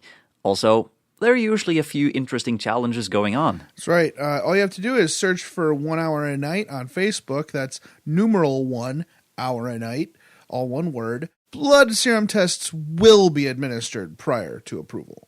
Se til helvete og kom dere vekk. Det ikke en bikkje, det en slags ting. Den imiterer en bikkje, men det ikke det. Kom dere vekk, idioter! What he said. Hello and welcome back. As promised, with us today we have Ted from the Goff Rokkers. Welcome, Ted. Hello. We're so glad to have you on. We're really excited when you guys reached out to us to have a chat because, man, I've been following you guys for a little while now. I think there were a few Adepticons where I got at least one album Cool. from you guys. That's awesome. How long have you guys been doing this? For a decade now, for 10 years. Wow. All right. Yeah. That is crazy. That is awesome. So how did you guys pull it all together? How did you guys meet and decide let's do a sweet orc themed band? Sure. Yeah. You guys frequent Adepticon. So you're familiar with everything there. So Yeah. it was I was playing a lot of Battlefleet Gothic at the time, and for a few years running, I'd been building different various fleets, and then I finally decided on building an orc fleet. While I was doing it, I was kind of thinking about who might be on the main Space Hulk, and I just started thinking, well, wouldn't it be cool if there was a band of orcs playing music, and this actually happened. This is the true story. It occurred to me while I was in the shower, which I think is where all great ideas Yes. come about. Yeah. And I actually got out. I wrote like part of Die Umi Scum. I remember doing that. Something about Commissar Yarrick calling you a grot and some other nonsense. And that became the start of one song, and then it just kind of went from there. That is so fun. I love that. Oddly enough, Battlefleet Gothic is where I got my start in all this nonsense too. It's such a fun game, unless you're playing, stupid knife ears because they're dumb and everybody hates them. They're stupid. Get to move twice. The Necrons are pretty. The Necrons are pretty crazy too. I mean, it's yeah. But, they don't obey the laws of physics. At least orcs obey the laws of physics, right? Like, if they believe in it, they do. Well, yeah, and we do believe in it. That's why we actually believe that if you there's a lot of cool. Yeah, it's a lot of cool conversion possibilities with the orcs. So that's kind of what drew me to it. And then the music thing, I played guitar since I was like 16 years old. So I just started writing songs, and it just all kind of started coming out. That's so cool. So That who else do you play with? Originally my brother was part of the band. My childhood friend Routman helped a lot with it. Buddy Joe, who actually played in the Battlefleet Gothic tournament, like produced and he helped a lot, helping the recording come together. And then another friend, Craig, did the original guitars. And over the years, various other people have come and gone and helped the project along. That's cool. That's cool. I mean, you obviously love the source material. We got a quick look at your at your garage before we started recording, and it looks so cool. Yeah. Why did you put the garage together like that? Like, what was your do you play in there, like your games, or do you just do like video there? Just the band. I wanted a real aesthetic for it, and and it ended up being a big part of the video, Orc Rockstar that we did. So the whole band was in there playing. We did one of our fans, we did a little 3-song set in there, and originally that was kind of part of the idea. People might come into the garage and we just open up the door and we would play for them. And then you wanted to look the part. Right. That's so awesome. So your garage was your stage. Yes. Essentially, that's so cool. Yeah. Yeah, that video is so fun. You got a little goblin a grot running around. Grot, yeah. Do you feel threatened by the fact that you're not the only band who has a small grot like companion for your No, videos? not at all. No, not really. In fact, that's my son Darwin, and he absolutely steals the video as far as I'm concerned, and he's been a lot of fun. We've had him on stage before, and now my youngest Harlan is also, and we run around with both of them in costume, and I hope to do some shows coming up here, and then we'd have them both on stage, and that would just be incredible. Oh, that would be delightful. That's freaking awesome. Do you have anything? Else? Is the Goff Rokkers your main musical like muse, or do you do anything else? I've been working with a few people on a couple of various projects. Like I said, I've been playing since I was 16. Right. We had a band out of high school called Absolute Zero, and then another band called Syntech. But for the most part, right now, this is really what I love to do. Right. That's fantastic. Yeah, my uncle, when I asked him, he was talking about how he does stock car racing in his local area, and he was just talking about how much money it is to do it, and how like sometimes it's difficult to like get return on that from the racetracks and stuff. I'm like, well, and I like, oh man, it must feel like it's not really worth it. He's like, well, that's not really the point, right? It's not really the point is that I love it, right? But still, where can people find your music right now if they do want to support your endeavors? Right now, we are on Spotify. We also do a lot on a platform called Reverb Nation. Mm-hmm. And that's we have a few tracks that you can download for free there. We did a song for Blood Bowl. We did Gargant Stomp, which is our dance number, and then there's our you can download Orc Rockstar there. And then we have videos on YouTube as well. 2 animations for the red button. Here we go, and then we did the live action for Orc Rockstar. Awesome. Jason has some super fun nerdy questions to ask you, if you don't mind. All right. I would love it. So our listeners know that I actually teach music technology and recording techniques. He's being very, very, very, he is a sound doctor. He is a literal doctor of sound. He is a mad doc of sound. Yes. Nice. Mad doc. Yeah, he's a mad doc of sound. Well, that's what I named my Big Mac or a mad doc. Yes. He's a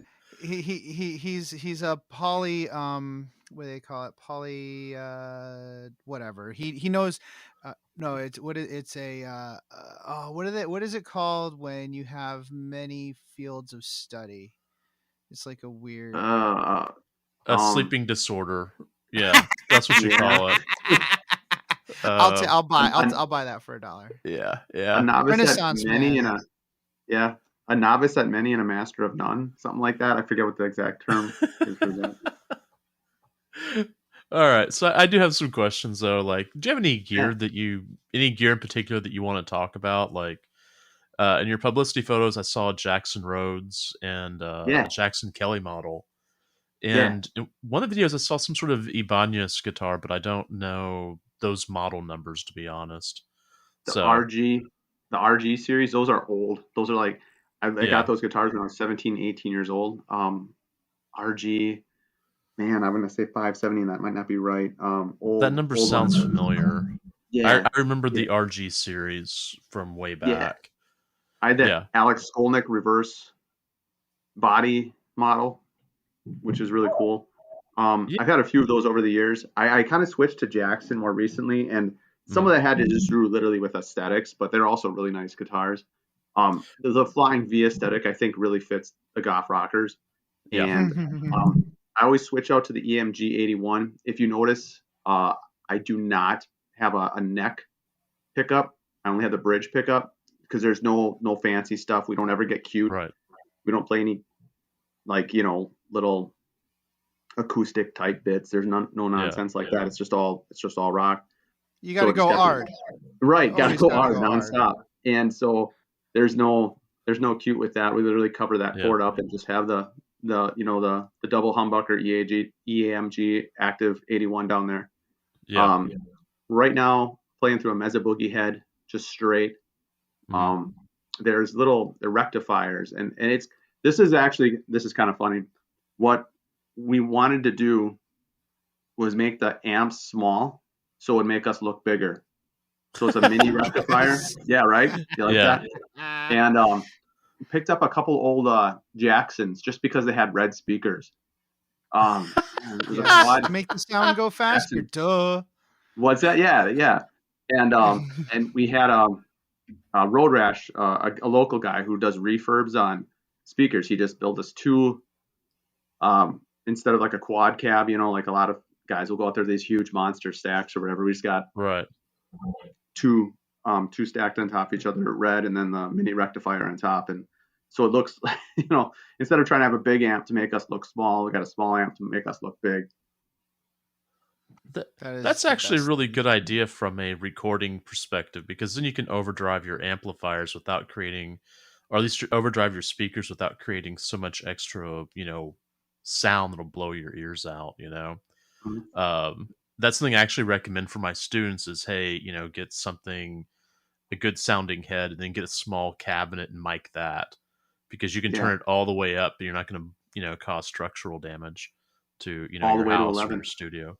Right. Exactly. Yeah. Cool. I guess, let me see. I guess, are you recording in your own studio, or are you going into somewhere else? We somewhere else. My buddy Joe, Pier 13, he's got a studio, and he does a fantastic job. He worked so hard, and on making everything. He cleaned up a lot of mess. And he does a great job. Yeah. Awesome. That's awesome. Pier 13, where's that located?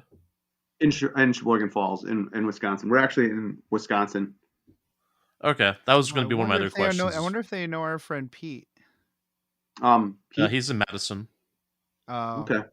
Yeah, that's about not 2 hours, hour and a half. Yeah. West of here.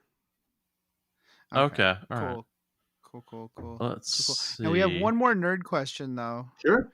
From our, but you're not the bassist, and the bassist isn't here to respond. But our bassist friend, we asked him if he had any useful questions for the band. This one's an intense one. Okay. Do you prefer the classic split and grit, or blending a DI and a driven bass track for that proper Goff bass grind? What? I have no idea what any of that means. Okay, so what that means? Brian, God, I can't why are you trying to break our brains? Jason, can you make any sense of that? Yeah, actually, I can. The DI means he wants to know if it's direct input, if he's recording directly into the board, or yeah, he is. Yeah. Okay. Is he doubling it like maybe directly into the board, but plus also getting a like a cabinet recording also to be like to give it like 2 sounds, or is it just all direct in? It was all direct in. Okay, all right. I'm pretty sure. There's I all hope sorts of I might be misquoted on that because, like I said, Joe, he's the producer. He would know better than I, but I'm pretty sure we went all direct in on the bass. Okay, that's normally what happens. Hey, we got the answer. We got the question answered. We did, even though I didn't know what the hell was being asked at first. Oh, because if it makes you feel better, I looked at the question and went, "Oh man, okay, that's." It's a good question though, because if you go back and look at like historical recordings with like the Beatles, you have direct in from like Paul McCartney's playing directly in, but he's also recording a speaker cabinet out, but that cabinet out is being hit with a bi-directional mic, so you're actually getting a direct recording from the amp, from the speaker, but you're also getting a reflected recording off of one of the walls. And that was way more information that probably anybody in here wants to know, but that's interesting. It's crazy what people do with sound and how to get it to do tricks even before it hits the editing, right? You want go ahead. You want solid, obviously, to work with, and because otherwise, like the whole phrase, right? Get it in the mix is kind of dangerous. But yeah. My favorite phrase seems to be, Jason will fix it in post. No. Right, exactly. Jason's not fixing it in post. We're getting it right the first time. You do want to get it right the first time. Absolutely. Yeah. That's awesome. Okay, I have a few questions for the War Boss, but first I want to talk about kind of the main reason we're talking here. Do you want to talk about like what you have coming up or what you're working on? Sure. We're actually, I guess, getting the band together might be the right way to put it, because we kind of, like a lot of people, took a bit of hiatus after the pandemic here a little bit. Yeah. There wasn't a lot going on, so it didn't make sense for us to do it. I suppose we're really trying to push to play at Adepticon. Mm-hmm. It's been I hope so. Yeah, it's been a thing we've been trying to do for years. I don't mean to put more pressure on them, but I think it would be fantastic. It's the perfect venue. We're there all the time, or we've been there for a long time. Going back to when we you guys have been going there. We did the team tournament before we even had the costumes, and we built Orgasmatron. Do you guys recall that at all? Oh yeah, your display board was the spaceship and oh my gosh. No, that wasn't us. That wasn't the spaceship. I don't want to get confused with that one because that was a couple years before us. It had your video playing on it, right? It did. It did. Yes. And that, yes. Do you guys remember that one from a few years before with the Orc spaceship? That thing was incredible. What was that? Do you guys remember that? The Kill Cruiser? That was before my time. A bunch of people have done spaceships, which are cool, but none of them have been blasting music out of us off like a giant. Well, for the miniatures, a giant like video screen and music. Yeah. That was amazing. Yeah, the Great Gargant Orgasmatron. That's right. It's a Gargant, not a spaceship. Yeah, that's right. The Great Gargant. But do look back. A couple years before us, there was a Kill Cruiser, and that kind of inspired a bit of what we did too. The thing was incredible. I really wish I could credit the right people on this, but that was a few years before we did the Orgasmatron. But when we did that, we didn't have the costumes or anything yet. We just had the music, and it was a few years later. But since we've been parading around there all the time. Last year, did you guys do the laser tag at all? We missed it by 5 minutes, literally. Oh man, we went in there. Did you play in costume? Yeah, in full costume. My gosh. Yeah, that's awesome. And we had a Grot with us as well. It was incredible. Oh, I think my favorite moment was the poor guy who had to direct everybody in. Here we are. We come in there in full costume, so they got to try and get this gear around us, right?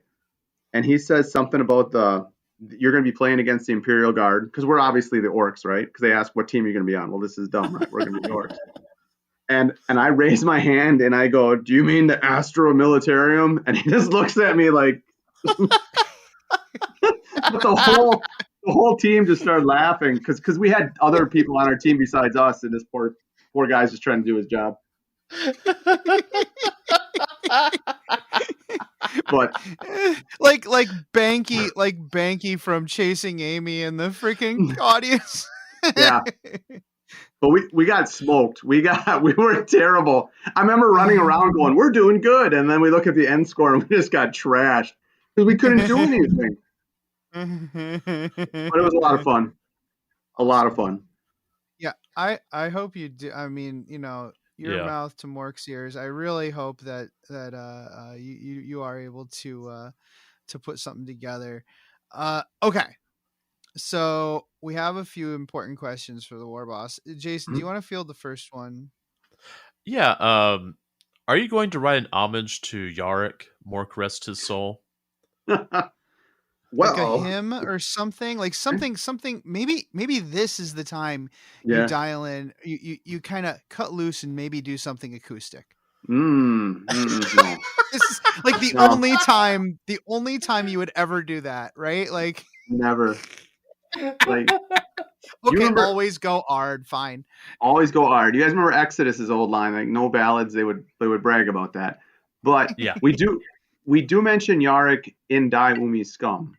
Yes. So, where he called you a grot, and if Yarick calls you a grot, then you're a grot. So yes, that's true. Well, pour one out for our homie. Anyways, Warboss Gazbags. Warboss Gaz. I don't think so either. Warboss Gazbag says that you peaked after the red button. Would you care to respond to that? Oh wow. It's a pretty good tune. I can't deny that. It was also the first thing we did. So if we peaked, one of the first things we did. So if we peaked at that, that's pretty rough. But right. So what do you say to this upstart? Wow. It's a good song. I can't deny that. It's actually one of my favorites. Actually, a good story in that, because we were trying out different people to play the part, and the first drummer we had in when I played the riff for the red button, just looked at me like, I can't play to that. I don't know what you're doing, but I can't play to that. So we had to get a different drummer in. So, good for him. You know what? It's a great song. He's right. We peaked. Right. It's over. Fair enough. I made up that name. I was just making fun. There has been a recent video released which appears to feature a Goff Rokker singing a Christmas tune. How would you respond to this blatant challenge to your copyright? I feel like a Goff Rokker singing a Christmas tune would damage your IP greatly. How do you respond to this? Oh man, I thought you were going to be no tough questions on this one. I have a good answer for this. I have a great answer for this. What's that? Hey, look what it did to, Mariah Carey Christmas tunes. Oh yeah. Yeah. That's true. That's true. Yeah. It's kind of like, yes, there's my response. That song is like the Mariah Carey of the Goff Rockers. How's that? Fair enough. Or like a mixture of Mariah Carey and Weird Al, right? Like maybe you'll get the Weird Al bump, maybe you'll get the this upstart, this false prophet will give you the bump you need. Well, in all sincerity, we have gotten a bit of a bump, quite a bit of a bump from it. A lot of people are listening to us right now because of that. Good point. Yeah, and I believe in what we do. We've put out 15 songs over the last 10 years, and yes, we are working on some new stuff. I'm a little not talking about it too much yet. Right. I know I've mentioned it on other podcasts. I've talked about it a bit, but we're working back towards that. It's what it is. We're not going to write a Christmas song. I'll just say that. I know that. So someone else might as well do it, right? Someone had to do it. That's yeah. Believe it. Fantastic. I love it. Yeah. So, thanks so much for coming on, dude. Is there anything else you wanted to talk about about the Goff Rockers or whatever? Yeah, I appreciate everybody who does check in, or who's been listening to us over the last 10 years. We're working on some new stuff. We're getting the band back together, so to speak. I mean, we, like I said, I would love to play Adepticon, Gen Con, all those kinds of things. We want to play the events and do that and get some new material out there. And I hope everybody continues to enjoy what we do. I hope so too. I hope that everyone can get out there. I mean, I'm sure there are a bunch of people who are new to the hobby who may not have heard about the Goff Rokkers and haven't seen your videos and stuff. Go out and check it out. It is some really good stuff. Check it out on Spotify. Check it out on YouTube. I can't say more nice things about the project because it really is a labor of love, and I hope nothing but the best for you guys. Thanks, and we got vinyl available too. I mean, gear really? I didn't know that. Blades. Yeah, that's so cool. Yeah. TSA doesn't like the saw blade. I can tell you that.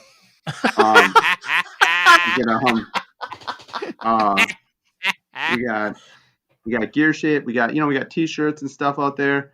If you dig real deep, we had the Grot Smack stuff. I don't know if you guys ever heard that. That's on Bandcamp. And there's a lot of levels to it. We try to, the humor's, I don't know, tongue in cheek might not be the right word. It's subtle. It's like it's an irreverence, but but we're passionate about it, right? Like about the orc stuff. There's kind of an anarchic irreverence, but at the same time, we kind of take it seriously. Yes. Yeah. Like it's funny. Like even when I hear people say like in an orc song and they say the instead of duh, it drives me nuts. Like how dare you? I remember being in the studio and correcting the the vocalists while they were doing the parts. I'm like, hey, it's not the, it's duh. Come on, get with the program. So yeah, it's stuff like that. Well, we're Americans, right? So that's true. I still love to irritate people by pronouncing the hard G at the end of WOG. Yes. Where do you land here? Wah. I don't like the RG. All right. Okay. I don't like the R. That's fair. Yeah. Fair. That's well, fair. Is it DACA or DACA? DACA, but it might be because I'm in New York. I remember actually. I think overseas they do say DACA, don't they? It's funny because when we did more DACA, I was like, oh my God, after we released it, it's so funny. You get everything done, recorded, you put it out there. I'm like, oh no. Are people going to be like, it's supposed to be DACA? And then I don't care. No, because it's delightful. It is. Do you guys have any favorite songs? I'd like to hear that. Like, because right now, actually, what I'm doing, I've done right now on Facebook, I'm doing all 15 songs, and every day I'm kind of like putting out a little detail on them, kind of like a little behind the scenes, just a few sentences about them, and we're kind of building up to what is the most popular song, or not most popular, but most played, if you will. I hate to give you this answer because it's probably the one that was the least amount of work. Because I also loved Battlefleet Gothic, and I love the fact that you turned the sea shanty like into an actual song, like the orc sea shanty and the Here We Go song. Yeah, I love that you did that. I loved the what do you call it? The respect for the source material. Sure. It's funny because I got into a bit of a debate when we were recording that because I wanted to do the Here We Go the same number of times it was done in the source material. And one of the guys didn't want to do that because it split the time signature. I'm not even kidding. And I said, where's your sense of adventure? That's exactly right. I said, that's how many times it's supposed to be. And he's like, well, who's going to care if they hear it? And I go, I will. And that's all that matters. So we kept it very tight to that. And the other thing with that song is it's supposed to bleed right into the red button. In fact, when we do both EPs, both Live from the Boot and Orgasmatron, they're supposed to be live.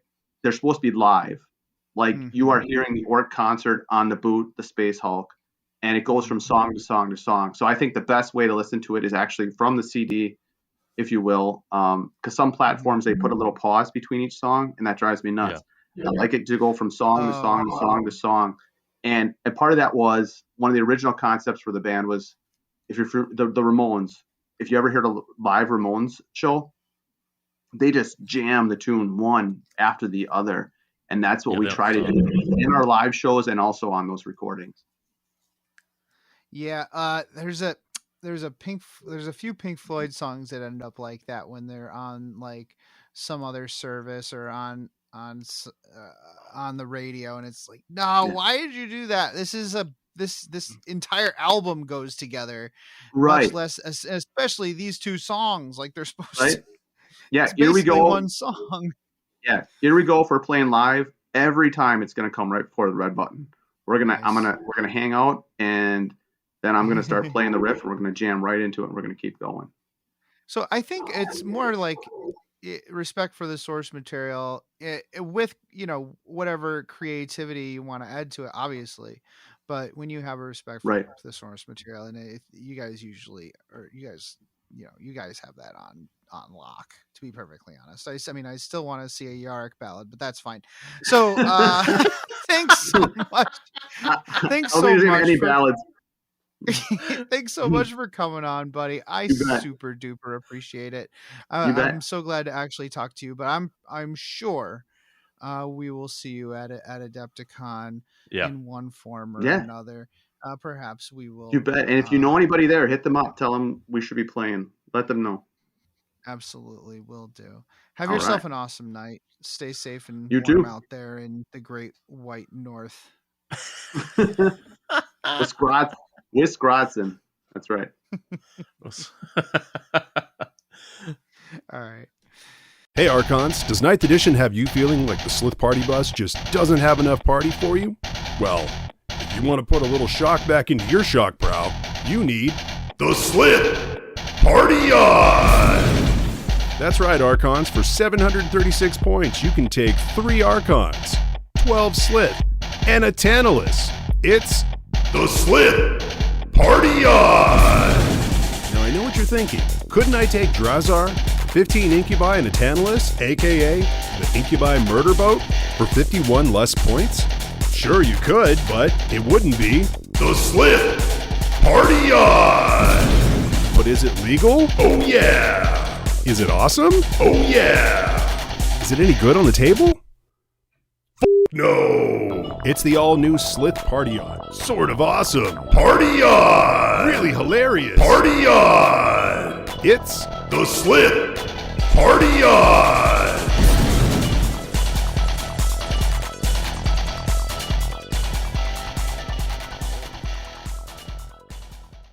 Oh my goodness gracious.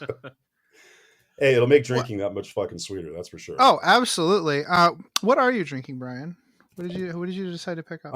What am I going for? A Brew Free or Die IPA from 21st Amendment Brewery. Very nice. Very nice. I myself have chosen a Samuel Adams Fest beer. It's a smooth lager. Just any America. Fest. America. Yeah. It's just not best. even like it's No. seasonal, so I guess it's like I think it's from the winter like mix collection that they do. Sure. So I think it's supposed to be Christmassy. I don't know. It's delicious. It's delicious. Brian Eric, did you choose a beverage for the evening? I did. So we have this collection of non-alcoholic adult cocktails from a place called Curious Elixirs. One of them is a painkiller, and the secret to that is if you pour rum back into it, it becomes an alcoholic cocktail.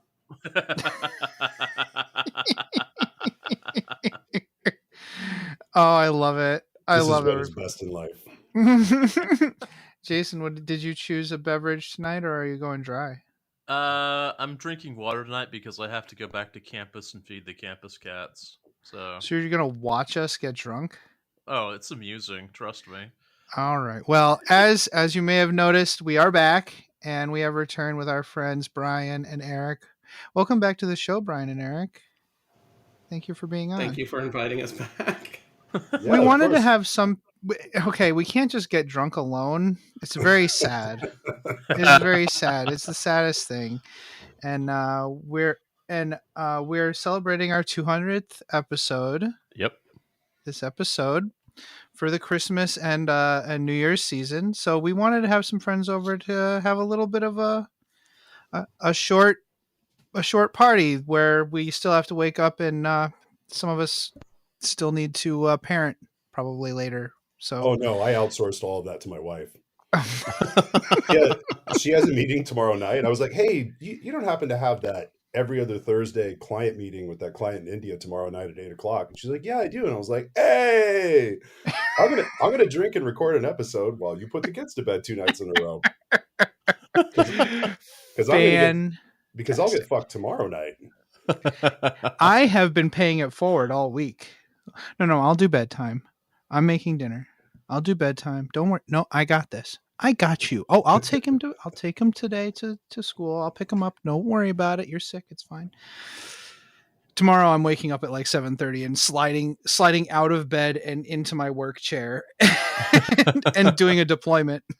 So it'll be fine. You. It'll be fine. It's fine. So yeah, our friends Eric and Brian from the Lost the Nails podcast. Thanks for being on, guys. We're just kind of doing it. So we're doing like a quick and easy kind of recap of the year. It's loosey goosey. I kind of want to talk about what made you happy and what was shitty this year. What made you happy? Because I like to keep it positive. I like to keep things uplifting, but also talking about things that are shitty is awful funny. So not I don't want to whinge about stuff, but definitely talking about shitty things is very amusing. So let's dive in. Were we picked based on our ability to bitch about things in a way that's amusing, or? Oh, sweetheart, you are based on your ability to show up. Okay, so. Oh, wow! It's going to be that kind of party. Lucky's list of friends with nothing better to do. Who do we know that doesn't have anything to do tonight? Who would neglect the children tonight? The little icon on Discord is green. Oh god. Oh man, yeah. This episode features our segment with you guys, and a segment interviewing the Goff Rokker himself, the person in charge of not the pretender that Games Workshop has hired, but the actual OG Goff Rokker. And we also have a discussion with our local friends about all the shitty movies we've watched this year. Yeah. Oh God! And you guys have watched a lot of shitty movies. Including one tonight. God, I usually make it like 5 minutes into those things, and I'm like, and I'm fucking out. I gotta go. We thought we should have you like record, like you just saying, "Hey guys, what's up?" and then like record the sound of Discord disconnecting so that we could put it in the episode. Pretty accurate. Right. So I have 3 questions. What was your favorite product this year? What was your favorite Warhammer moment this year, like in your life? And what was your favorite hobby project this year?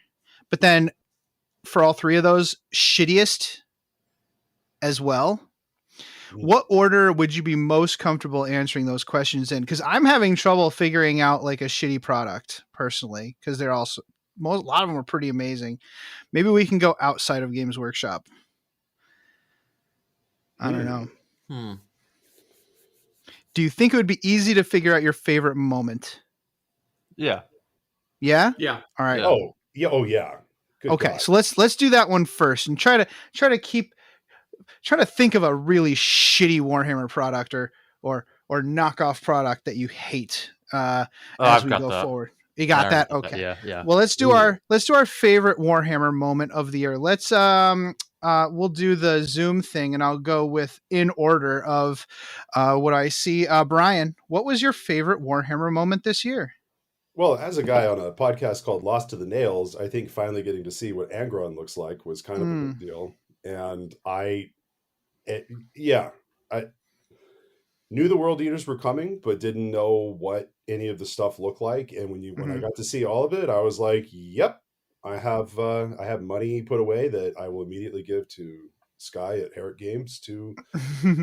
I want one of everything to start out, and then I'll paint it and see what's awesome, what feels good. Right, exactly. Like you always got to do one by the instructions, and then that's my that's my philosophy. You did a bunch of gaming this year too, didn't you? Like not a bunch, but you've been doing some cool alternative kind of stuff, right? Well, I haven't had a chance to talk to Eric about this, and I'm sure that I'm sure you'll just laugh and say, yeah. I discovered true happiness this year when I figured out that Lost to the Nails is not a 40K podcast. It is a 40K adjacent podcast, because there's a lot of stuff adjacent to 40K that is fucking amazing. And 40K I was a little burnt on this year, and I was, I'm starting to gain interest in it again. Like I'm having like a nice little rebirth or resurgence of interest in it at the end of the year. But yeah, this year actually it was getting to do a lot of like Titanicus, got back into Battlefleet Gothic again, Kill Team, a bunch of stuff like that. Like I started really. That's the beauty of the range, is that when you're burnt out on 40K, there's so many things that taste and feel like 40K that you can just it was a great year. If I lived near you, we would play Battlefleet Gothic a lot. I love Battlefleet Gothic. I just, not sure how to operate blast markers, but that's fine. So I kind of think the game was meant to be played with X number of blast markers available. I think if you have too many, like in the box, like if you're like, oh, let's pool our blast markers together, I think it's not meant to be played like that, because I feel like there's too many and nobody has shields or turrets. You just have to remember to take, because you still have the problem of the mosh pit in the middle where just nothing good happens. Everybody's it's like if you don't do boarding actions, it's like at the end of the game, it's just a giant mosh pit of, I have terrible arcs on everything because I can't move as fast anymore because everything's crippled. So it's shooting at half, and I'm bracing, because, and it's like at the end of the game, there's a lot of stuff that can just kind of limp unless, I mean, I can't believe I've played for this long and I've never fallen in love with the World Eaters phase of the game, the boarding actions. Yeah. Like, I was like, by the time you're there, you're like, oh my God, do I have to do this other thing now? No. And when you do that other thing, yeah. I like orc boarding torpedoes. I love fighter bombers. Fighter bombers are great. I don't have to think about what I'm launching. It all does the same thing, just not as good. That's fine. That is my wheelhouse. Not as good, but lots of them. Okay, I'll do that. And yeah, the brute ram ship is it's an elegant ram ship. There's nothing, like there's no finesse involved except for making sure at least a couple of them are pointed at the enemy. Yeah, it's a beautiful game. Eric, what was your favorite hobby moment this year, like Warhammer or otherwise, gaming moment? So, because Lost to the Nails is actually secretly a Battlefleet Gothic podcast, my favorite moment was also Battlefleet Heresy related. Just had my first game of Battlefleet Heresy, my first game of Battlefleet Gothic in like a full like child's lifetime span of time was at Nova Open. It was just a great setup for a game where I got to ambush a very experienced player, and so I got a huge handicap where I got to fire all the torpedoes in an Imperial army before he got to do anything, and that way the game was maybe fair.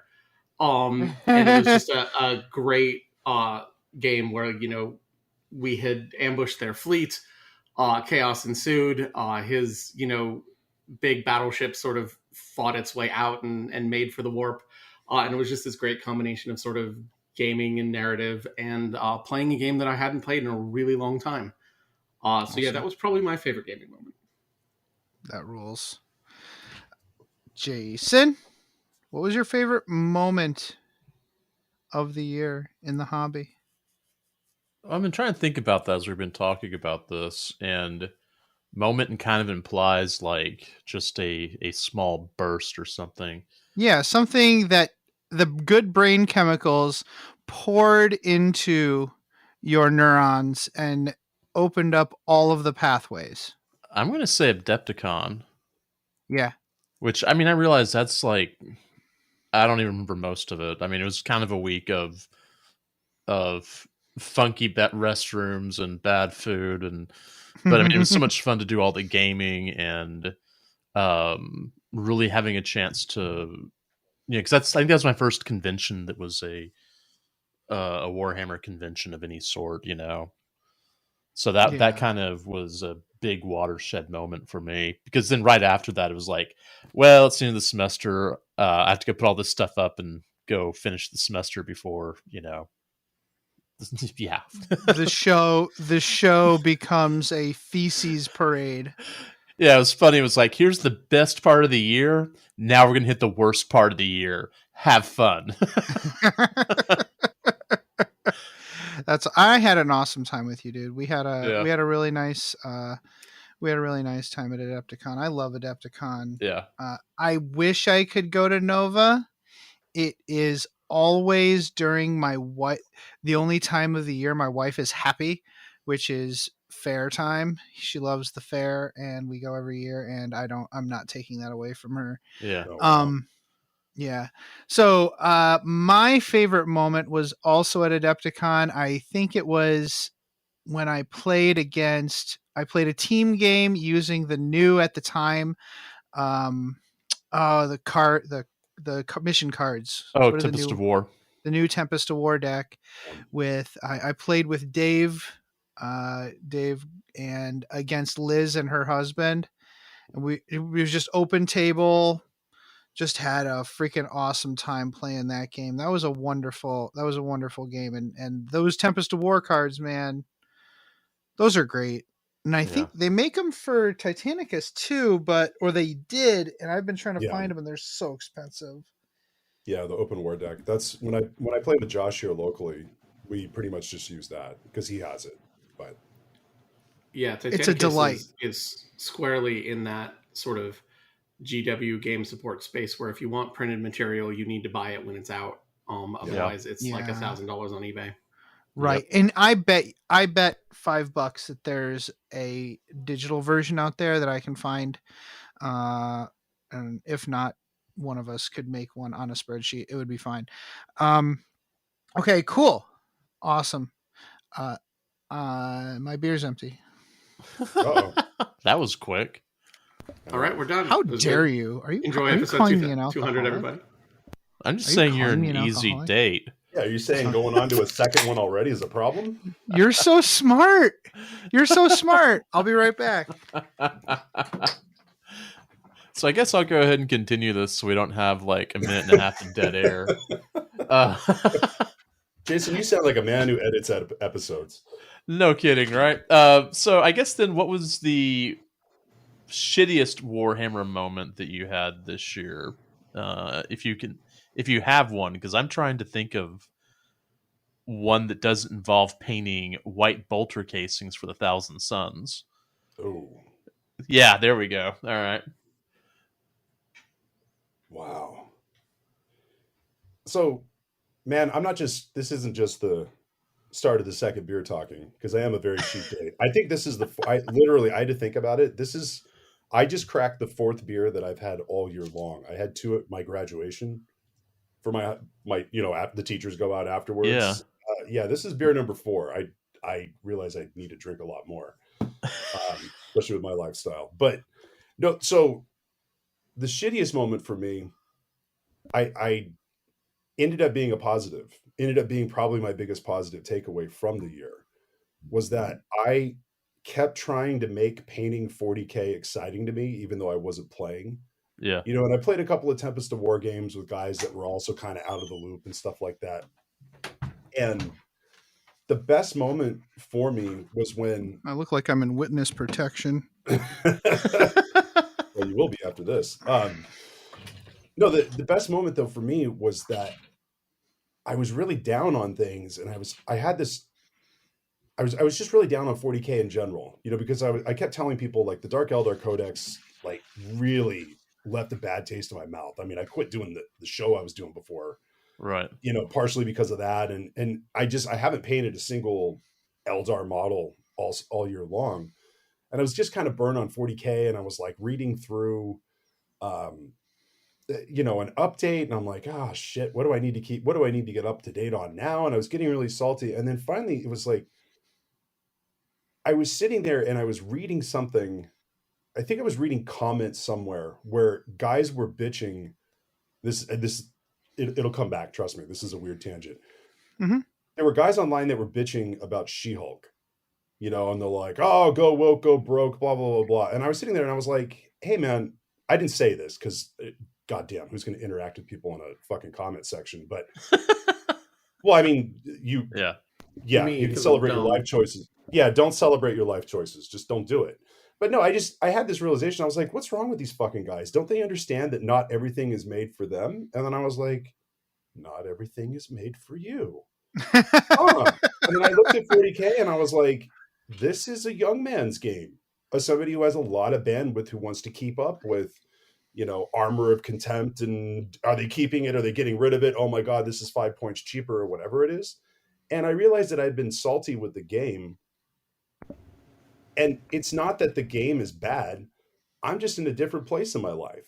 And games like, you know, Heresy or Battlefleet Gothic or Titanicus, you know, which is still current, those games are made for people like me that don't have as much time, love the stuff, love the history of it, love the models, love to do all the hobbying, but don't want to make reading FAQs every 15 minutes their life. And so this moment where I was like, I hate 40K, blah, blah, blah, blah, it turned into, oh, wait, maybe the game's not meant for me. And when I had that realization, it was funny. Like everything that I thought I was pissed at 40K for, I'm not. It's just not a thing. And now I'm actually, you know, I mean, I'm looking forward to, I'm hoping they, you know, they start kind of dialing things back a little bit and stripping it down. And, you know, I actually have hope for 10th. And if not, I'm going to keep painting chaos models because even when I hated 40K, I still like painting them. So yeah. So my worst moment was my best moment, or turned into. That's great. No, I love that. And what I really love is that you guys kept going while I was away getting my Sam Adams Oktoberfest. Oh yeah, in one edit.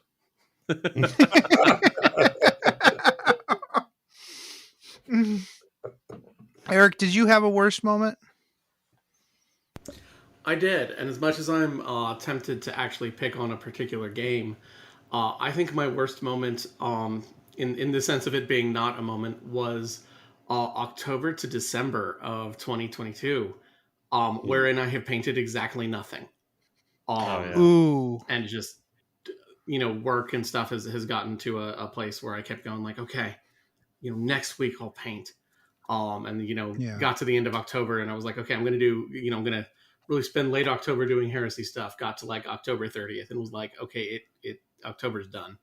And that's just been the past 2.5 months. And that's sort of a bummer because I've got a bunch of stuff sort of half completed and things like that I need to push through and I just haven't been able to. So that's I think my low point for the hobby for the year. I've managed to keep gaming because that's sort of a fixed, like, okay, I'm going to the club. It's Friday night. That's what I'm doing. But it's much harder to be able to get hobby time in for a bit. I think it's good to choose the people interaction first. If you're going to choose to spend your time, that's probably a really good call, dude. Yeah, like if I had to triage one, it's the one I triaged. But that was smart, not. I think. Well, Eric, I didn't realize that our dry spells kind of overlap so hard because I mean I had to pull out my hobby journal here. I had a stretch where I finished a model on, because I keep track of everything that I do in a journal, because I'm a teacher and we just write shit down even if we're not going to read it. It it is, later. for those of you who don't have video access, a black and white composition notebook. Yeah. It is awesome. I love it. Yeah, I steal the shit from work. Yeah, I finished Typhus on August 8th, and then the next model that I finished, 11/29, and I painted it. I've done a lot of painting, but I have stuff that's like 90% done, and I don't want to sit down and do that. But I just had this mental hump, and then I literally just looked down and I was like, okay, I got this Dark Apostle model to convert into something else, but I think it'd be hilarious if I just painted it because I don't like this unit, but it looks cool. So I sat there and just painted it. But yeah, it wasn't until 11/29. So it was it was almost 4 months that I painted absolutely nothing. And devoted listeners of Lost to the Nails will also observe there was very few episodes during that time period. Right. Also true. Yeah. There's a little bit of a dry spell, and you know what? My last post to the Hobby Bingo page in the Lost to the Nails like Discord was 10/29 when I did my display board. Yeah. And I think like over the next week I painted a like a skirmish, like a what's the name of that game, Jason? Warcry. Yeah, I painted a Warcry warband for somebody, and I haven't touched a freaking thing. Wow. Since then until last week. I don't know what it is. I don't know if it's the season, the weather, or work, or what. It's just really strange. As the days get darker, you'd think we'd want to paint more, but it's like kind of the opposite. I don't know. Yeah. But I'm glad you're getting games in, dude. That's good. Getting out and seeing people. I need to do that. I need to get out more. They're starting to have games every Tuesday at the game store, and I feel like I need to get out, but it's tough. I hate leaving Wendy with Quinn, and I think, I just kind of got to prioritize some things and shuffle some things around. Maybe I need to actually like spend less time painting. I know like the past few weeks I haven't, but I've been a lot more present here, so it's like, what actually works better, but dad or hobby mom needs their time too, right? Like, you need your me time. So Jason, I had thought about cutting back a little bit, and my wife was like, you're way happier if you go to the club on Friday, so maybe keep doing that. And I was like, okay, fair enough. And don't get me wrong, she'd be the first one to tell me, to say, you need your time away. She's not like, it's not like she's keeping me away from it at all. Yeah. At all.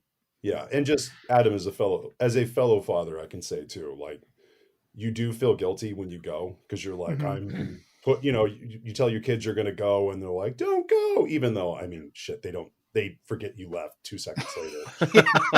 I mean, just real talk, everything's a tragedy for 2 seconds. But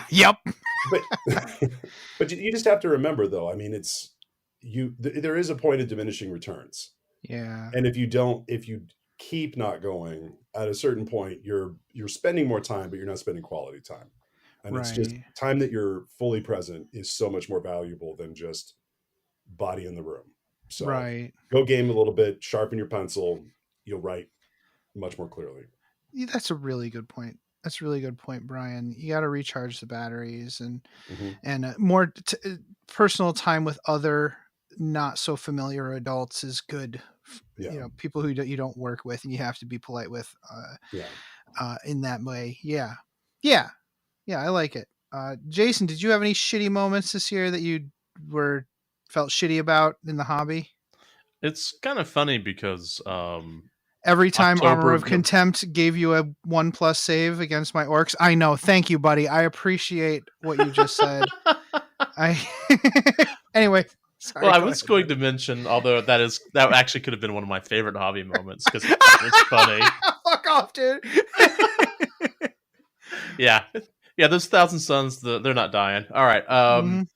No, the same kind of time period for me, October, November, just being kind of garbage for hobby, to be honest. Because it's, if you notice, 3 of us on this call are all teach. Yeah. And the October, November, specifically, post Thanksgiving is always like, yeah, I know that life happens, but I'm busy grading all these projects that I keep assigning because I'm too dumb to realize that you assign 2 projects, it makes the end of the semester easier. So, yeah. Fair. Yeah. That's fair. That's fair. That, I don't know. I have a hard time thinking of anything really bad that happened, like regarding the hobby. I guess maybe one of the I guess I'll go more game oriented and say I had a really bad game against an Imperial Knight player in the summer. Oh, like they had, he had like all war dogs with like autocannons, and I had no army left by the end of turn 1.5. Oof, wow. I was like, this is not a fun game for me right now. And I played the shit out of Warhammer Age of Sigmar after that. Yeah. That happens. Yeah, come on. There you go. Aww. You going to bed? Okay. This is all editing for Jason. No, I'm not editing anything. No. We're not cutting out the wholesome aspect of this episode. We're gonna leave the most wholesome aspect of this entire episode in. Yeah. Aww. Hey, shut the door. Don't let it hit you on the way out. But honestly, yeah, I think, in that moment, actually really did push me towards Age of Sigmar and doing a bunch of fun Age of Sigmar stuff, playing Age of Sigmar with my friends, and getting that. It really, that moment might have helped me get the Cities of Nagash project across the finish line, in a timely manner. So it take the good with the bad. I've still been playing 40K with Jason. We've been playing our narrative campaign on Tabletop Simulator, but like match play 40K, I really haven't been doing a ton of that. It's just not really all that fun for me. I'll do it just to hang out with people, but it's really not my favorite thing right now. I'll be honest. So I'm really curious. So last week they teased the whole, and man, I do have to laugh. They're like, oh, in the next season. And I'm like, seasons? Mm-hmm. The salty old timer in me that remembers, years with an edition and just suffering with the parts that didn't work or whatever. But when they were showing the new Force Org chart, I was like, oh, this cleans up the game a little bit. I mean, it rips the door wide open for just fuckery and unanticipated combinations of things. But I don't give a shit. I'm not going to a tournament where I'm going to have to deal with any of that. But I really do hope that the game does get kind of cleaned up and just shrunken down so it can kind of be a fun thing again. And if you have more games that are fun, the one that you run into, like that one with the Imperial Knights player, those don't sting quite as much, when you're not getting that like satisfying 40K thing and it starts feeling like a lot of homework and research. That's a problem. Yeah, the new Force Org chart is really cool.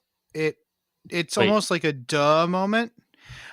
So what something? It is, yeah, you did, but that's fine. Great, cool. Like well, it really won't matter for the work we're doing the next couple months, anyways, Jason. Yeah. So don't worry too much about it. But it's basically, the way the Force Org chart works is, it's still like 3 optional choices of each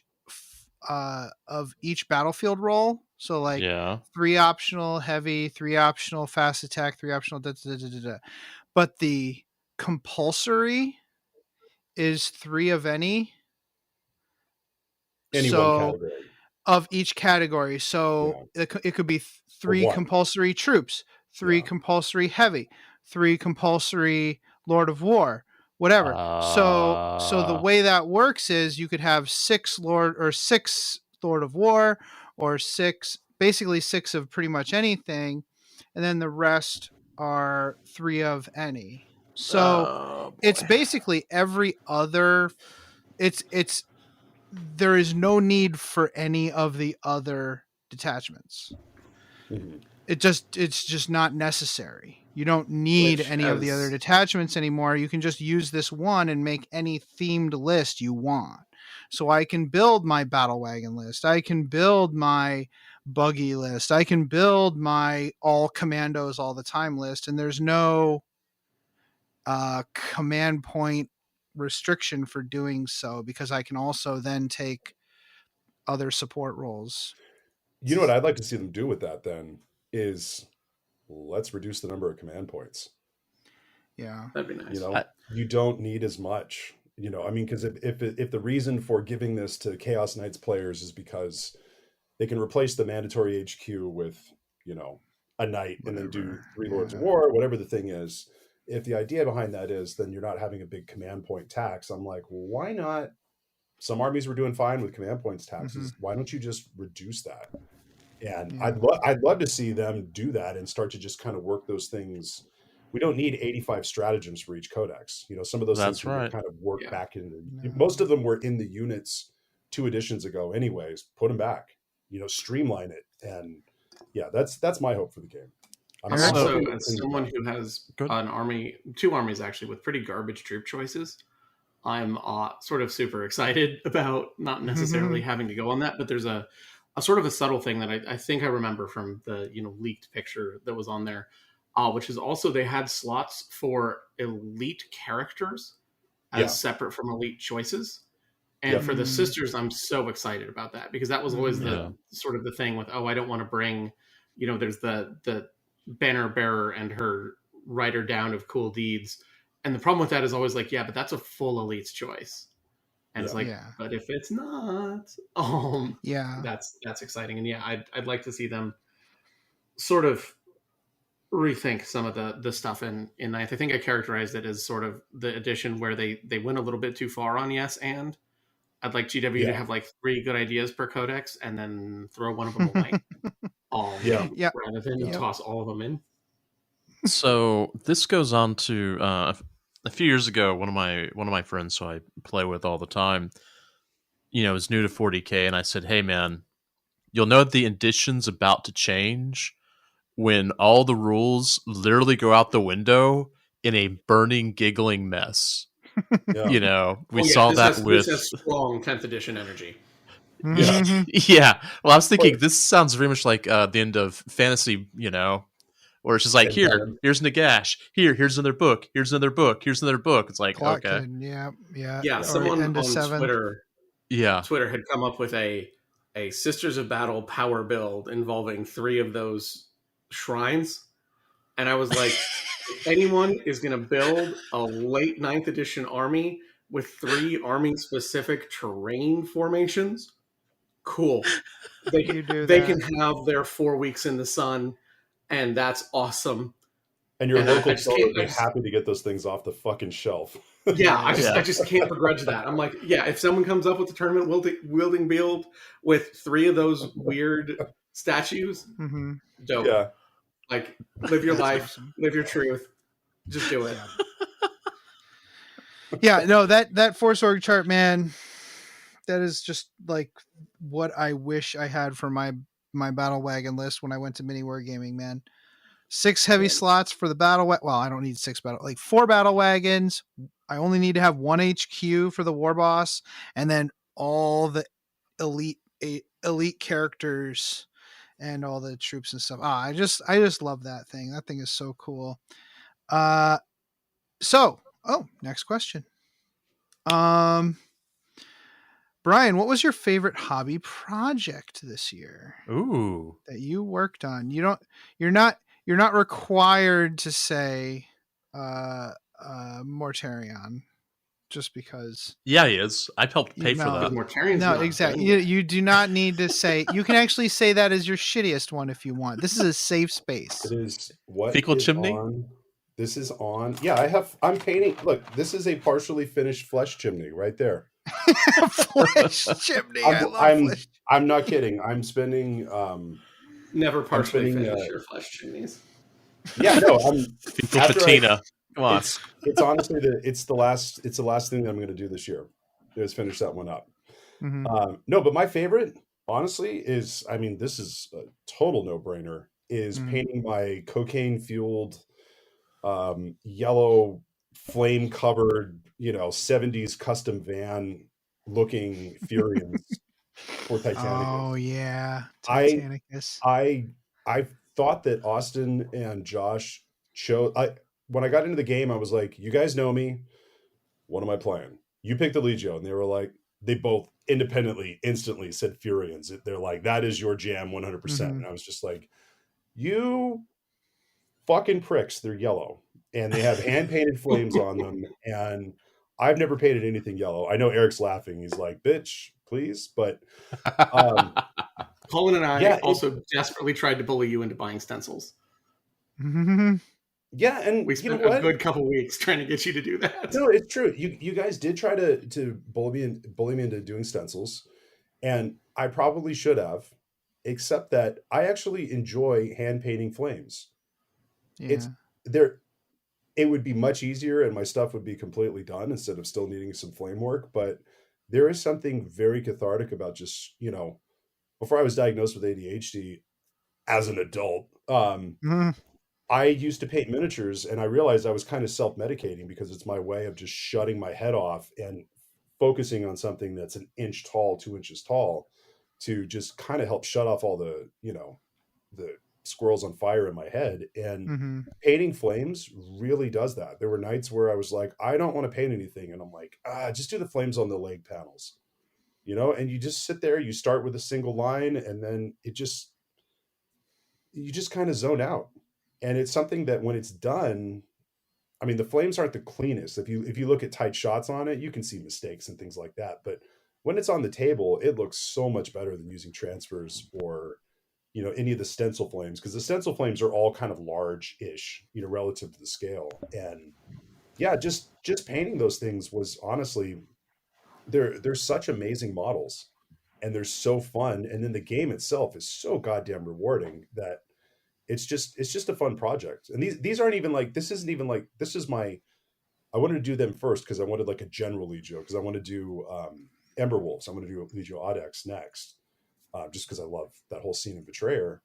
But yeah, this was just a project like, I just want to have like a, can field whatever Legio. And now, I mean, it's pretty goddamn big. I can kind of field whatever the hell I want with it. So it's good.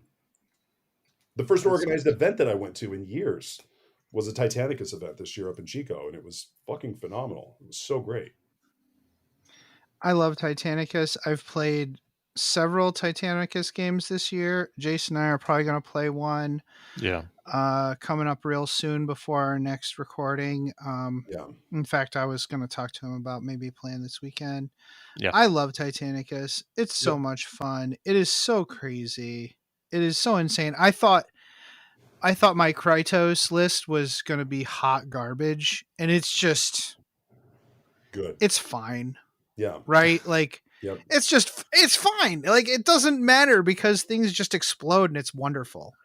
Right? It's a game you inherently can't take very seriously. Yeah. I had a game recently where I lost 2 Titans to a single flamer shot, and I was like, I'm not going to lie, that's dope. Like, that's just so fucking cool. Like, well, yeah, I had my Iconoclast. In my last game, I had my Iconoclast out, and I had my Iconoclast and two. No, I think we played the full like 1 billion points. So I think I had all 3 of my Warlords and the Iconoclast on the table. Right? Oh wow. First of all, we shouldn't have been playing on a regular size board. We should have played on a bigger board. Zero fucking around in that game. Titanicus Apocalypse. None. Yeah. And I send out my Iconoclast. I'm like, well, this needs to get into combat because it does. Mm-hmm. It just does. And I'm like, oh, it's not going to make it into combat. That's not going to happen. Well, all ahead full. And I just put everything I could into speed. so that it could be as close as humanly possible to his models when it died. And when it died, it killed 3 models. It killed 3 Titans when it died, and I won the game. I thought I was dead. I thought I lost that game. And it was the craziest freaking game in the world. I loved it so much. What a great game. Titanicus? I mean, it's basically let's see what explodes where. Yeah, exactly. Yeah, exactly. That works. I think that's fun. Eric, did you have a favorite moment this year? I already did favorite moment. What was your favorite favorite hobby project? Sorry. So mine was also painted yellow. Getting my Zone Mortalis and Centurion sized games, Imperial Fist Force done. Oh, was just really nice. It was, it was complete. It looks good. I sort of hate it while it's going on because the step right before the last, I absolutely despise how the models look because they're French's mustard yellow. And then you just bathe them in enamels and it fixes everything. But getting that army, being able to field it on the tabletop, play some Heresy games at a really good event was really, really nice. And it was just a lot of fun to have that and sort of be done with a big chunk of yellow. I'm still sometimes tempted to make a proper Heresy Space Marine army, but come on, Adam, you can do it. I have faith in you. I'll hate it. I'll hate it the first time I get Sweeping Advanced, and it'll make me so mad. It'll just make me so mad. So tell yourself you're only going to do a 500-point Zone Mortalis force. You fuck off. And then, when you've got 4,000 points of whatever it is later, you can blame me. No. Adam, none of this fucking pussyfooting around. It's time for some tough love. Mm-hmm. Don't lose your fucking combat. And you won't get swept. That's a good point. An excellent point. That's a really excellent point. Let me talk about this. So, there's 2 things. Legion logic, by the way. It's either don't lose the combat or don't give a fuck if you lose. The don't give a fuck if you lose is considering doing Iron Warriors, and they're just so fatalistic, and they don't just okay, we're dead. Good. I'm glad we're dead. Fuck. Right? Thank you for killing me. You're doing me a favor. The other one is Emperor's Children. Like, oh, we'll just go first anyway, so it's fine. So I haven't decided. There were so many. God, go first, anyways. Yeah, just always go first. Okay.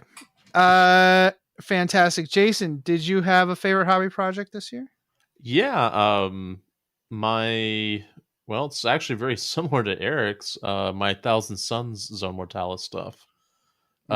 Which I was good to go for Adepticon, and they said, "Oh, it's going to be a 2,000 point list for Zone Mortalis in Adepticon."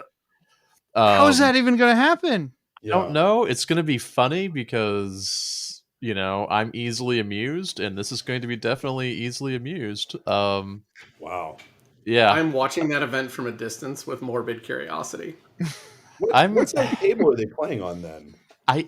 All I can think of is maybe they're doing a 6x4 table. It's got to be a 6x4. Yeah. Wow. Are they doing like a quasi? Are they doing like a quasi like Crusade thing where they're doing multiple games, but like you pick from your army however you want? Nope. Up to 1,000 points? No, they want 2,000 points, which I almost. I'm real close to that for Zone Mortalis, but how many points is Magnus? Oh no, but you can't take Maggie or any Primarch. I mean, there's all sorts of restrictions on it, and I was just kind of looking at it thinking, whoever's running this really doesn't play Zone Mortalis. I mean, at 2,000 points, just embrace the madness. Well, yeah, that's true. It's like, okay, fine. Max size Terminator army, cool. All right, let's take a couple of dreadnoughts, cool. Let's max out things that don't particularly work real well. Why the hell not? Yeah. So, but I'm at the 2,000 points now. That limit. I'm just at what cost? There's going to be at least one Solar Auxilia player at that event. Oh God! Who's got 2,000 wow. points of solar Jesus auxilia Christ. without being able to take tanks, and you need to find that person and buy them a beer. Yeah, Or that's a lot of infantry. Yeah. That's Yeah. Oh, And boy. or tell them to blink twice if they're being held against their will. right. Well, Who hurt you? it's going to be Chicago, so we'll probably have Yeah. a bottle of Malort, and we'll go Oh, ahead God. and give. Oh, Jesus Christ! Don't. Yeah, that person deserves like It's half gonna that happen bottle. though. We're Yeah. definitely gonna drink Malort, and I'm not gonna be happy about it. Well, to paint that many models, you need to drink many bottles of that. Yeah, that's Yeah. true. Ugh. That's true. So my favorite hobby project, or my favorite hobby moment of the year, I am posting it in the Discord channel. All right, Yeah. what do we got? Taking that picture. Oh, It's not a great picture, if I'm being perfectly honest, but like it's pretty much what I had in my head when I was thinking of the army. So it's the culmination of my Cities of Sigmar army, or my Cities of Nagash army, on the display board, 4 armies on parade, and I could not be happier. Well, I would be happier if it did better in the competition, but it's fine, whatever. It's just how democracy works. It's fine. it's okay, Adam. It's all right, man. It looks great. It looks beautiful. Hold on. There we go. This is See? Boston Lager. Oh, okay. It's not just Fest. Mm-mm. What kind of a lager? Just is simple that? Sam What's a Adams lager, Boston. lager. Yeah, lager. Lager. By the way, when you said something Fest, and there was nothing to it, I kind of cringed when I said, "Well, what the fuck? Just generic Fest?" Because as the only the guy who's only lived on the West Coast here, I'm just like, oh shit, what if that's like a fucking East Coast thing that I don't know about? Oh no. Like that, you don't know about Fest? What the fuck's wrong with you? Jesus Christ. Now I'm super proud of the army. I love the army. I actually like playing the army. I'm getting good at playing the army. I mean, I don't win a lot of games, but I don't give a fuck. It is a really phenomenal force. It's great. Thank you. Yeah. Thank you so much. Yeah. I get a lot of compliments, and that is also very important to me because of my unbelievable ego. But no, it makes me happy. It makes me happy, and it gives the good brain chemicals, which is important. I will be bringing it to Adepticon. My finger will be on the trigger for the narrative Age of Sigmar event. If I don't get into it, I will riot. Okay. I have one other person, Dustin. Dave. Oh. And Dustin from South Bend. He's going to also riot with me, so it'll be a proper riot. There'll be more than one person. I can't wait. Throwing fists. Yeah, no, it'll be.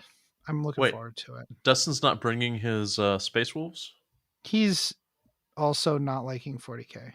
Oh, yeah. He's not happy with 40K. Got it. It is what it is. It's fine. That's the thing, though, right, guys? Like, it can't be everything to everyone, and you have to manufacture your joy. Yeah. And the more you have to manufacture your joy, the harder it is to like it, like at a fundamental level, right? Does that make any sense, or am I 3 beers in? I mean, both of those things can be true at the same time. Yes. Well, Jason and I play 40K together regularly, and we have a fine time. But I really am not playing match play at all anymore. No, we're completely narrative. Yeah. And so, and I think the thing is, if we don't like something, And I think the thing is to allow yourself to take breaks. You know, you have more than one game system to play. Yeah. Play more than one game system. I was really burnt out of 40K for a while. Was playing Heresy, and then a friend of mine who has been loving the new Chaos Codex was musing about how many cultists could he stick in an army, and we played a 25 power level of Sisters of Battle versus 25 power levels of no Force Org chart cultists to see how many cultists the Sisters could kill before they were overwhelmed, and the answer is 106. and it is literally the best time I've had playing 40k in like a year. And it was just like, fuck it, cultists versus every flamer model I can find.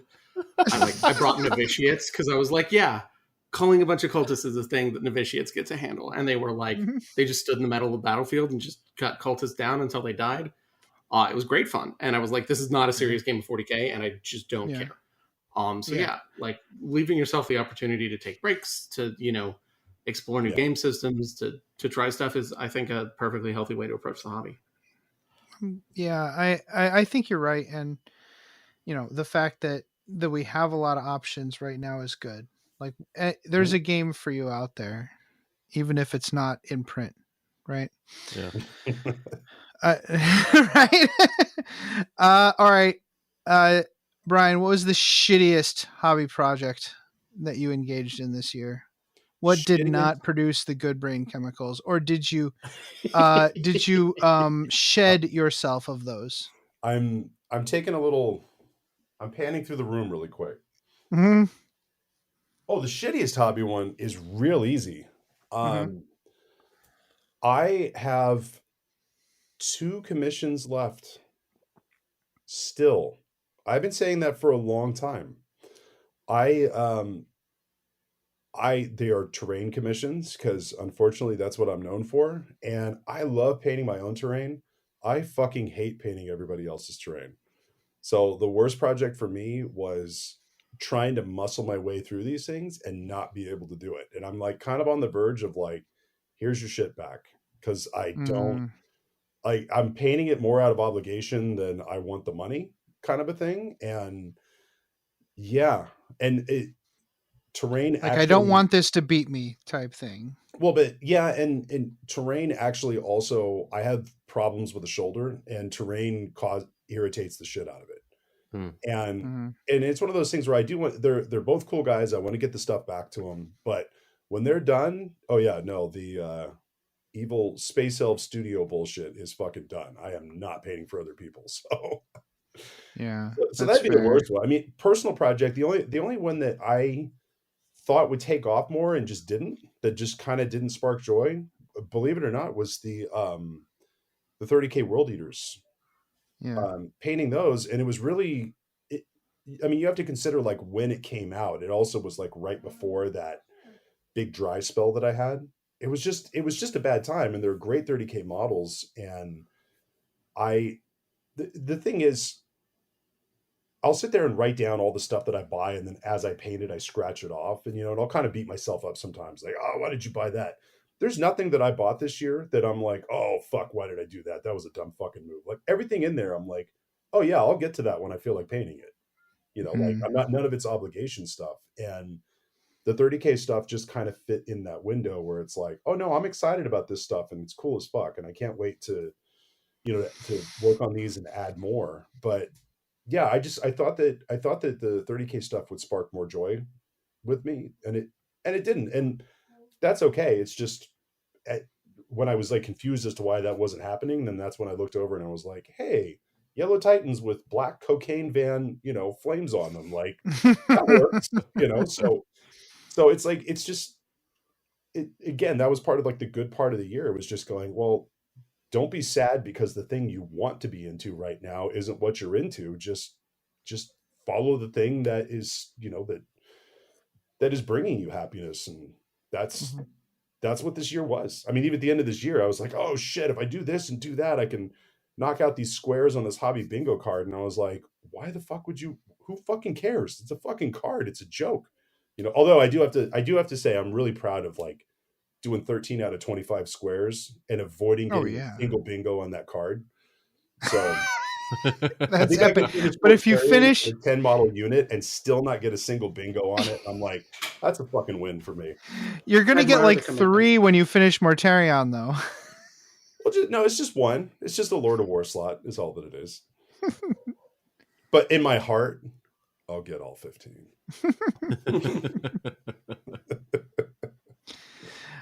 Eric, did you have a hobby project that you were just like, fuck this thing? I did. So I bought the Necromunda Ash Wastes box because some local players are starting to get into Necromunda, and I was like, okay. And I had this idea of using the Ash Wastes kit as a sort of different approach to Zone Mortalis, because you've got the same sort of idea. You've got, narrow corridors and some doors, and I have a sky mat for Aeronautica, and so I put it on that. And I was like, yeah, if you fall off, you die. So like, it's Zone Mortalis. And I decided, because of the amount of it I had, that I would abandon my airbrush for the trusty rattle can, just Primacolor, and then do whatever the metallic is, Ironbreaker, whatever. And I was going to use the same technique I used for my bases, which is basically just cover them in oils and enamels and then just dab them off, and you get this nice little patina.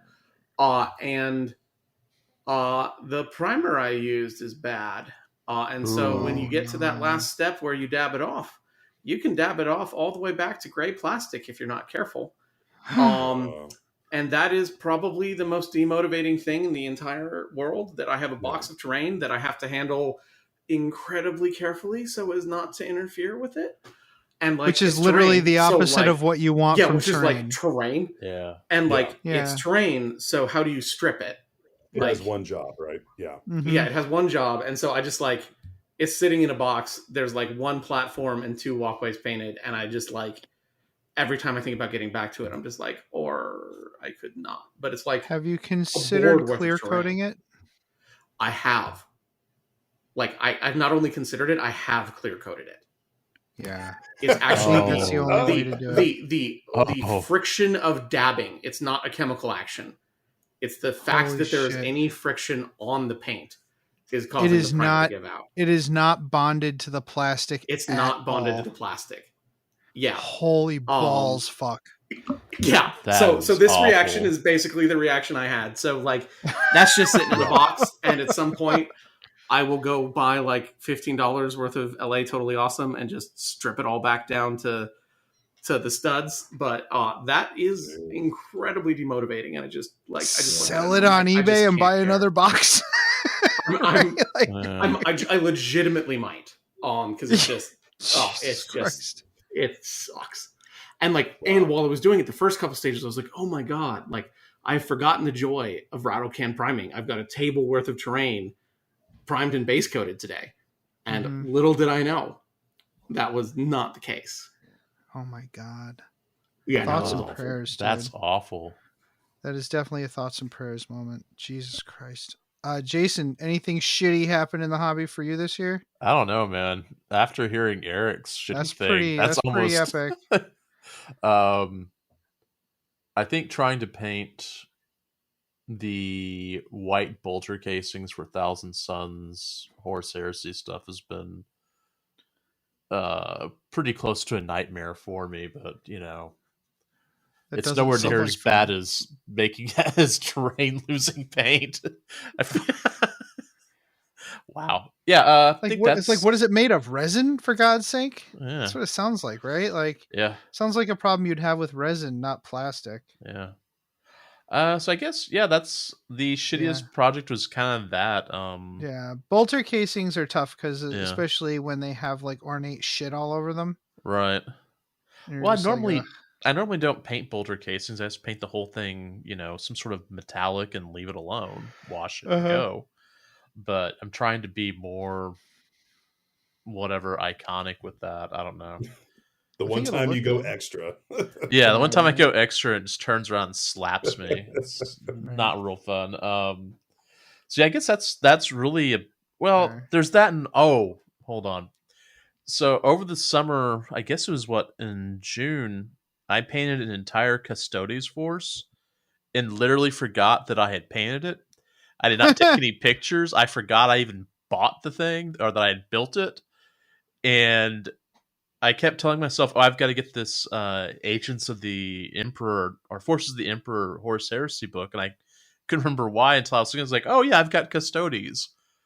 Well, how do I have them kitted out? And I was looking through my phone. No pictures. None at all. So maybe that's it, It just fell into the black hole of your memory. Yeah, I found them last night because I went looking for them. I'm hey, these aren't bad. They're just, I don't care. Oh, the power weapons, that's where it was bad. That's why my brain went through and said, nope, we didn't do that. This is all a figment of our imagination. So, yeah. What about you, Adam? It was definitely my general on Griffin, which I actually went back and like I was like, I'm done. I actually like tapped out of that project. I was like, fuck it. I'm fucking done. This fucking stupid feathers and your fucking, I remember this. Your feathers can fuck off. I remember that. Get wrecked. Yeah, she came out really good. Harvest Queen Maria Thresher. I had I 3D printed a raven skull and green stuffed feathers on the head and everything like that. And I did the tutorial for the mirrored force weapon for her scythe, and I was super happy with that. But when it came to the goddamn feathers, like just dry, it's a raven, right? So like just dry brushing just didn't evoke the iridescence or anything like that I wanted out of the model. And I knew that I was going to have to go in and edge highlight the feathers. I knew that's what I was going to have to do. And I just fucking tapped out of that project. Yeah. And I had to sit on it for a month before I went back to it and actually finished it and actually did the edge highlighting. I'm happy with the product. I'm happy with how it came out. I just hated it. Just fucking hated doing it. So that was mine. Thousands of feathers, all edge highlighted. It's fine. I'm not insane. I haven't lost my mind yet. Everything's fine. Yeah, no. I haven't taken up any kind of illicit drugs or anything like that. So that's good. I mean, she looks awesome. She's fucking awesome. Look at her. She's got her stupid, awesome mirrored scythe. It's the general on Griffin, and the rider is what's her name from the Vampire Counts? What's her name? The lady there, Nefertata. So imagine Nefertata riding a griffin, but instead of the griffin head, it's a raven skull, and she's got a raven on her hat, which is the awesome super big plume hat from the general kit. She's got a big flowing. Oh, she's freaking awesome, but still hated my fucking life. Okay. Last question. All right. What was your favorite hobby product of the year, Brian? Did you? I can't imagine what that might. Actually, it wasn't released this year. That might be tough, actually. No. The entire Squat reboot. Oh. Yeah. Such low hanging fruit. I think you remember back where I think if I remember correctly, I think somebody was asking something, and I said, if World Eaters get a codex and they bring squats back, I will need a hazmat team and a drywall contractor, because I'm going to destroy the entire top floor of my house in ecstasy. And that was on our show too. That was the last time I was drinking on your show. Yeah. So I tend to have my better moments when I drink with you guys. So do we need to have like a Brian prediction corner here? You know? Good. Yeah. I mean, so the reason why I say it was my favorite release was that they did. I'm not a guy who likes to go through and read the codex, because I've read enough of them over the years that I don't need to refresh myself on stories of Eldar psychic amazingness and whatever, bolter porn and that kind of stuff. But this one I was like, okay, I'm curious to see how they handled it. And they hit all of the like dwarven notes without just directly playing through dwarven horns, like with the ancestor cores and or the AI cores and them being cloned and all this stuff. It's like they found a way to sort of like thread this nice little needle of between, on one hand, just you don't want to just completely reboot and throw everything out. You want it to be somewhat familiar, but we're able to tie in they put a new twist to the ideas of, well, some of these dwarves are bikers for some reason, right? And some of these are they're good at tinkering with stuff. Why is that? And they're imperial, but not really, kind of a thing. And I just felt like the background with that. I love all of the models, but for me, it was really the way they spun the story and were able to just tick off all of those boxes to explain things that were there. If you're an old timer like me that were there before, you're like, well, what are they going to do with the guilds? Well, they did it. And even like their relationship with their, with AI things and, just all of it. I just felt like they did a really good job with it. Now the rules release was an absolute fucking shit show. Oh yeah. I took one look at that and I was like, this was not play tested well. No, like there were just so many things that I was like, this is like a rough draft. I mean, like, holy shit. But the background on it and just the models and the fucking space dwarf wizard, for fuck's sake, was just that it's he's so a delight. It's so fucking ridiculous that it's amazing, So to me, that was the best release for me. It was really good, and I was very impressed with the lore. I was really impressed with how they paid homage but also modernized it and tied in, there's a lot of stuff about how we plan on we talked about this on the episode, we talked about it, but like how we plan on settling other worlds is to not to adapt those worlds to us, but adapt us to those worlds. Yeah. And that is the whole point of the Ogren. That is the whole point of the Squats. Like all of these abhumans exist so that humanity can spread throughout the galaxy. Yeah. And it really does a great job of seeing how that progresses over 10,000 years, or actually more like 15,000, however, I think it's much longer than that because the Votan would have been like midway through the age of technology, but like, or early in the age of technology, they were among the first out there. So yeah, it's just this mythology that develops over time with humanity and all of its descendants that really it just evokes the entire 40K mythos and how we have interacted with the galaxy over time. I really liked it a lot. Yeah, I was really happy with it. Yeah, they killed it. Eric, any favorite products this year? Yeah, it doesn't have to be 40. It doesn't have to be Warhammer or 40K related if you don't want it to be. It is going to be Warhammer related. Is going to be not 40K related. The Cargo 8 and its attendant trailers. So good. I love them. I love them to death. I am going to use them as terrain pieces for a board I'm working on for 40K and Heresy. Dude, those fuel tanks. Those fuel tanks are great. They've got little, jerry cans and toolboxes and stuff you can put on them. I just love that kit. It looks amazing.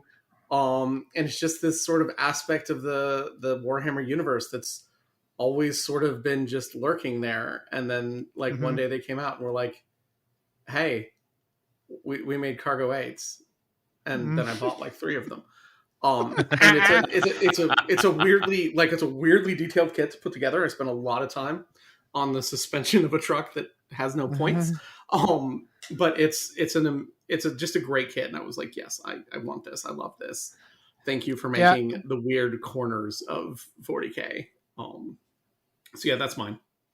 Funny story. I just started reading all of the Eisenhorn books this year. Really? So as I think Nail was driving a Cargo 8 through the story, I was like the meme of the guy sitting on the sofa with a cigarette pointing at the television. That was me. But like you did that to the model, where I was doing that to the book because I read the book after I saw the model. It was crazy. Yeah, no, I just love it. It's so beautiful. It's a beautiful model. I find no fault in your choice. Very well. You are yes. Oh no, I was gonna say on that note, I mean, Jesus, all of a sudden I Eric, as you were saying that, I just remembered the Goliath Mauler bikes. Just everything that they put out so far for the Ashways thing. I mean, even though like the flea riding, whatever the fuck they are, future Nurgle cultists in my army, Bug Fremen. toss my way. Yeah, Fremen. There you go. The cockroach Fremen, whatever the fuck they are. Yeah, and like the Orlock buggies. I mean, everything that they've released in the Escher little like junk jet bike things, like everything they've released, it's like I have zero. Well, I don't know, not zero. I have like maybe like 1% interest in actually playing any of the Ashway stuff, but the models are just fucking amazing and just great. They feel more Rogue Trader to me when you read through the Rogue Trader book and they talk about these like outposts and they show all these things of humanity on the fringes of the Imperium. Like all of those models just really kind of like just satisfy that urge from like the old like Rogue Trader rule book. Just it's good stuff. They remind me of the survivors of SETI Alpha 5 from Star Trek II Wrath of Khan. Like with it, I recently went to Mini Wargaming and I was gonna play my Digga's army, and those models are so unbelievably dated. And when Games Workshop gave me the Ash Waste Nomad kit, I did them as Diggas, and they were kind enough to put them on the website. I'm like, fuck, I have to replace the entire army with these. Yeah. Because they're just literally perfect for Digga models. Yeah. I can see people doing a lot of cool stuff with those models, honestly. Yeah. Jason, did you have anything? I'm actually surprised that it hasn't been mentioned yet. I was going to say the re-release of the new Horus Heresy rule set. Oh yeah.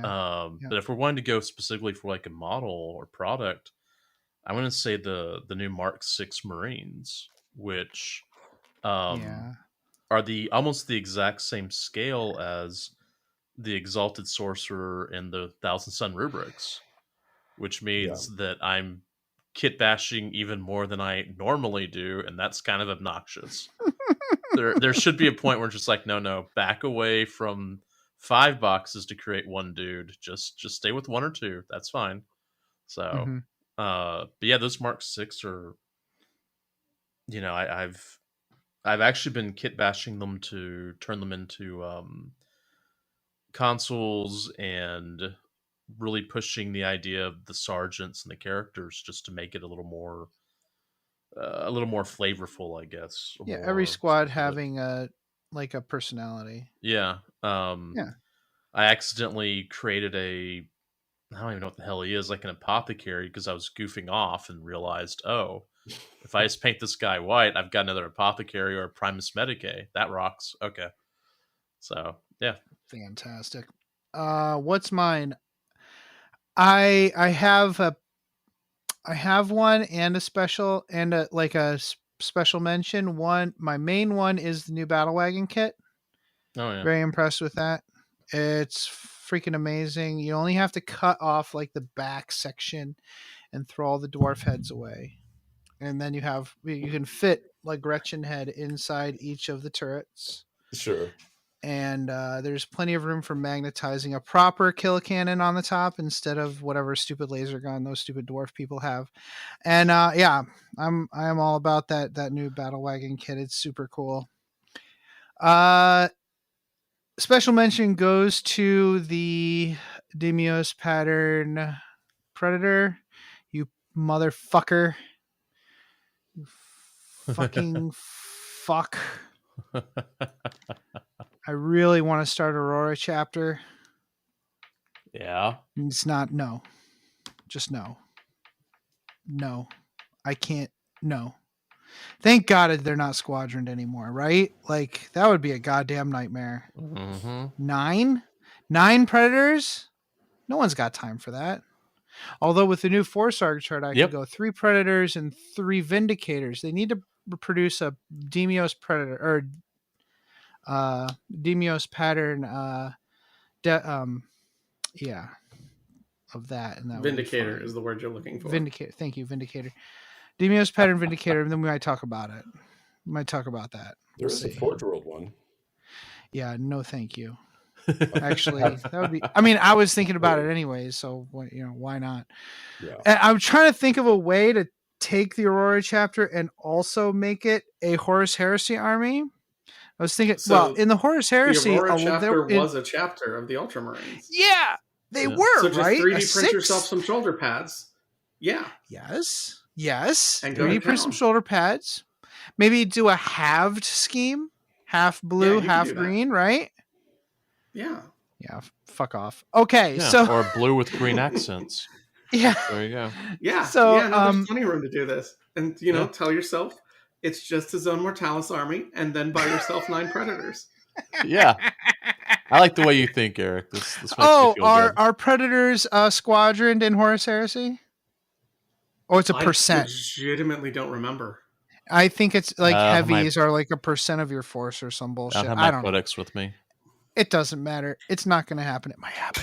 I did want to see if anybody had any like products they really didn't like. Does anybody want to speak up on that one?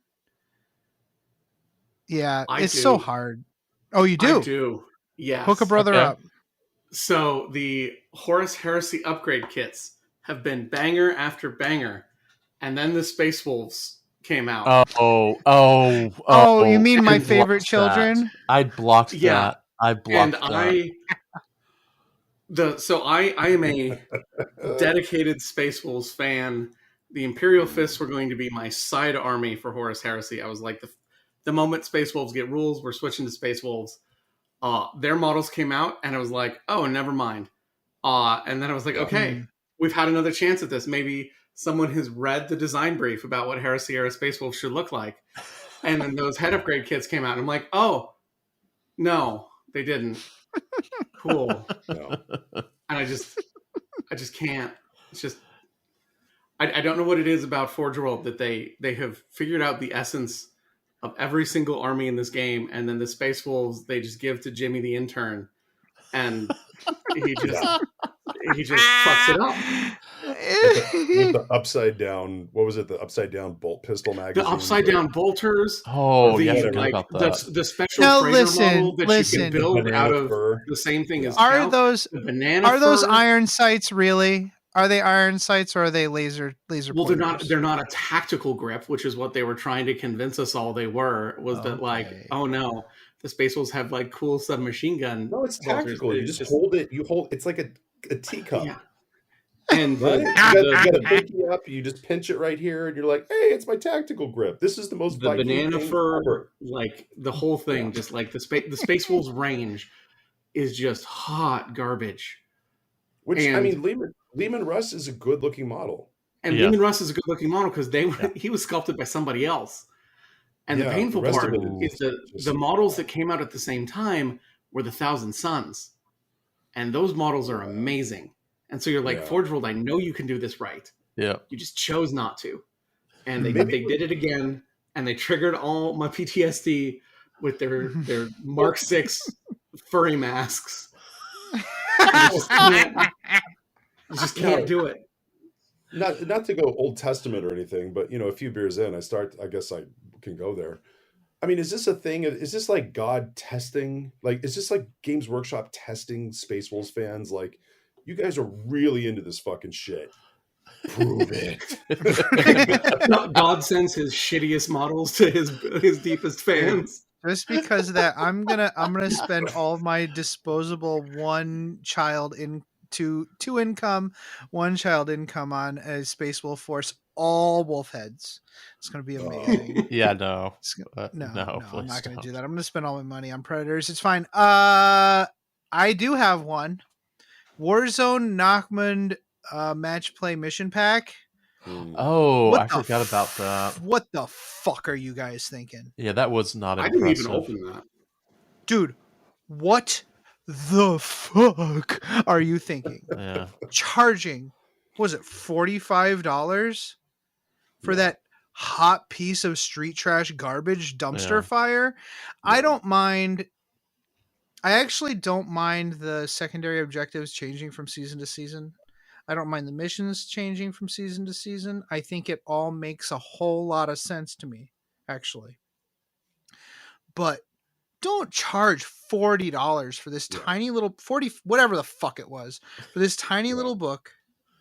And the one for Age of Sigmar is spiral bound. Yeah. It is really nice. The one for Age of Sigmar is super nice. The one for 40K is just a terrible product. I hate it. So that's my negative Nancy for the evening. Jason and Brian, did you have anything that particularly got stuck in your craw?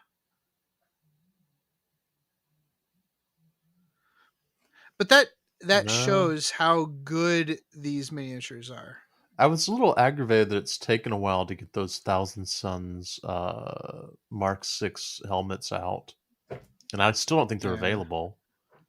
Yeah. Even though they had announced them like over 3 months ago or showed pictures. So, but then that's really about it for me. I mean, that's minor. And I've got so many Forge World helmets that I've picked up over the years that doesn't matter.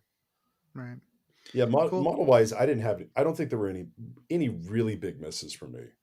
You know, I mean, so there were people that complained about the new Berserker kit not being different enough from Chaos Space Marines, and I'm like, yeah, you can fuck right off. There's a lot of bits in there that really, given that the scale is the same now with like the Mark 6 things for Heresy, I'm going to be able to use, like, there are 30K things that I'm kind of holding off on because I want to be able to take all of the, 50 million extra bits that all these kits come with and, be able to use them on 30K things as well.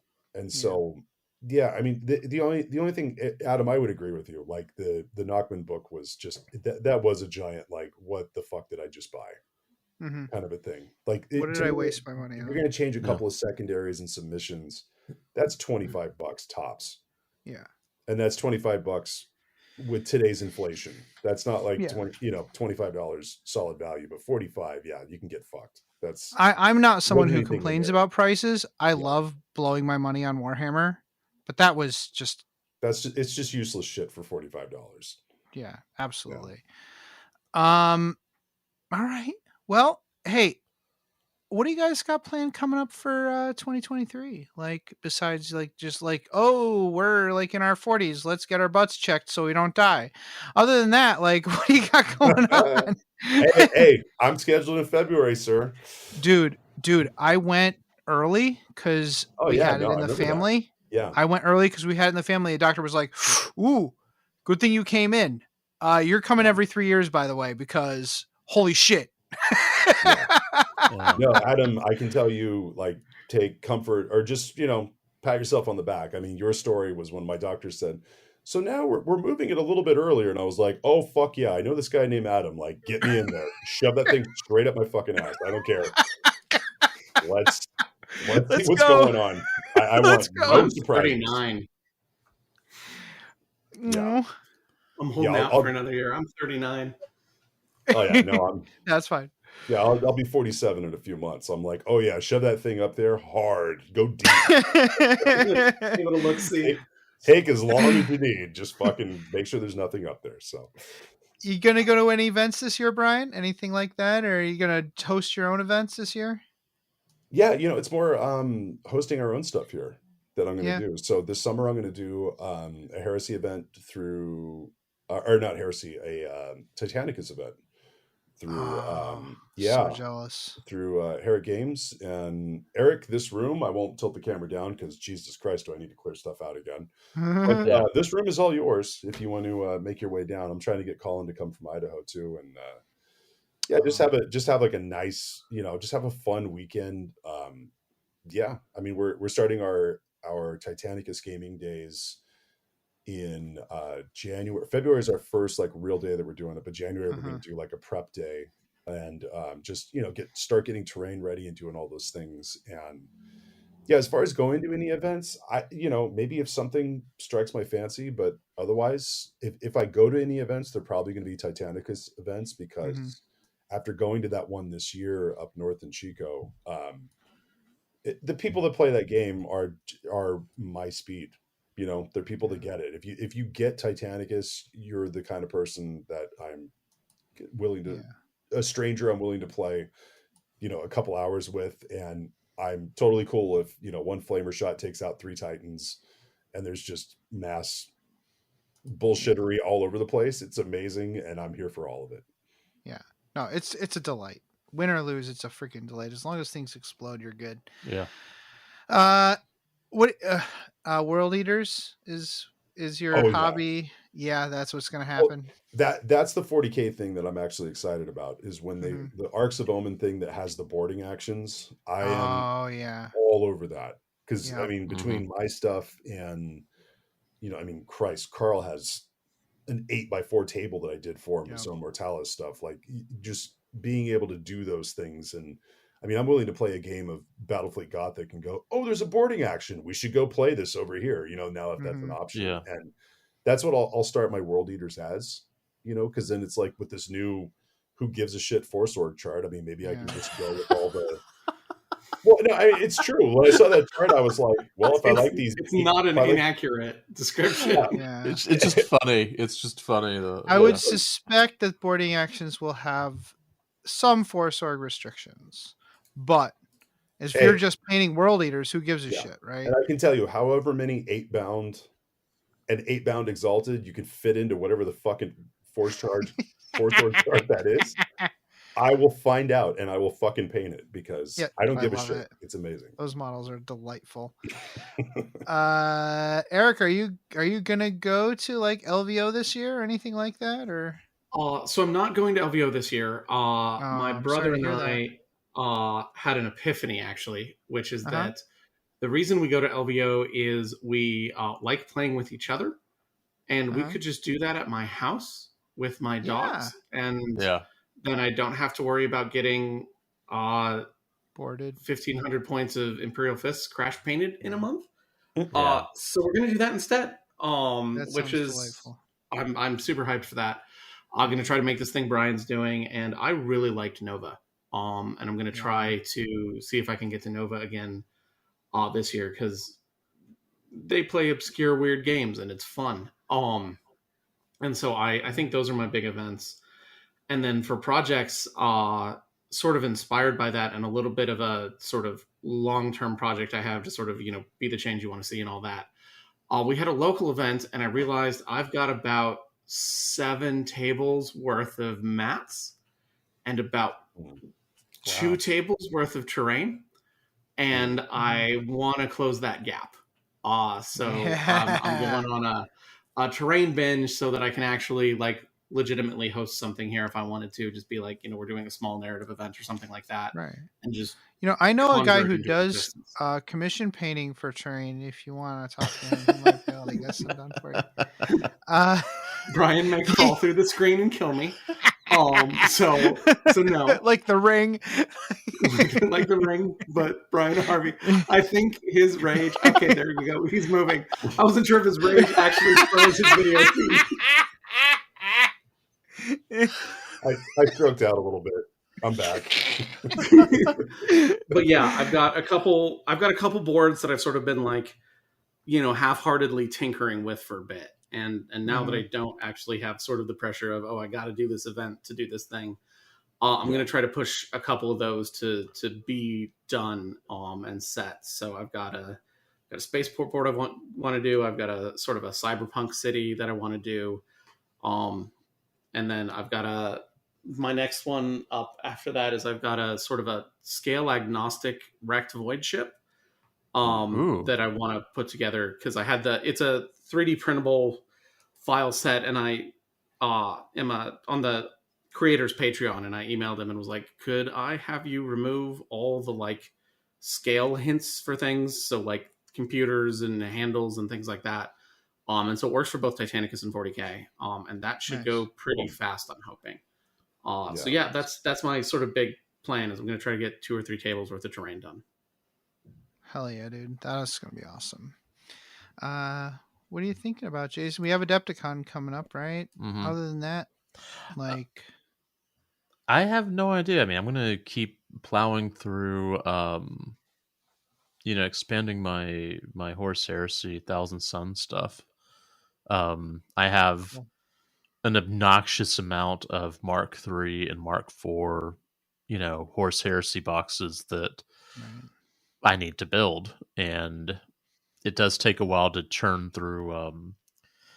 It takes a while to churn through my recipe for Thousand Suns because I hate myself. But so that's. You should come visit this summer. Yeah, I'm gonna see if I can do that. Because come visit. I know it's expensive, but I've certainly not as expensive as spring break. Holy crap! It's like $1,000 for a plane ticket to Lake Florida. It's awful. Yeah, no. Well, then I live in a spring break destination area. Yep. I'm only about 60 miles from South Padre Island, so every March, the makeup of this area changes completely. It's all of a sudden, it's like, where are all these Northerners coming from? Where's everyone? Why are all these pasty people here? These people need some vitamin C, some vitamin D. Yeah, here, go to the island and catch on fire from, Jesus. It's only 90 something degrees. It's been like that for like a couple of weeks now. It'll be fine, It's just early summer. Wow. I definitely have Adepticon. I definitely want to do the narrative. Yeah. We'll see. I definitely want to get out to the store more. As far as I don't know about getting to other events. I have no idea what I'm doing. I see what the narrative guys are doing in England, and there hasn't been an Astronomicon in years, and I'm like, I am getting the itch. Like, I'm like, I really should do like a narrative event or something like that. And I don't know.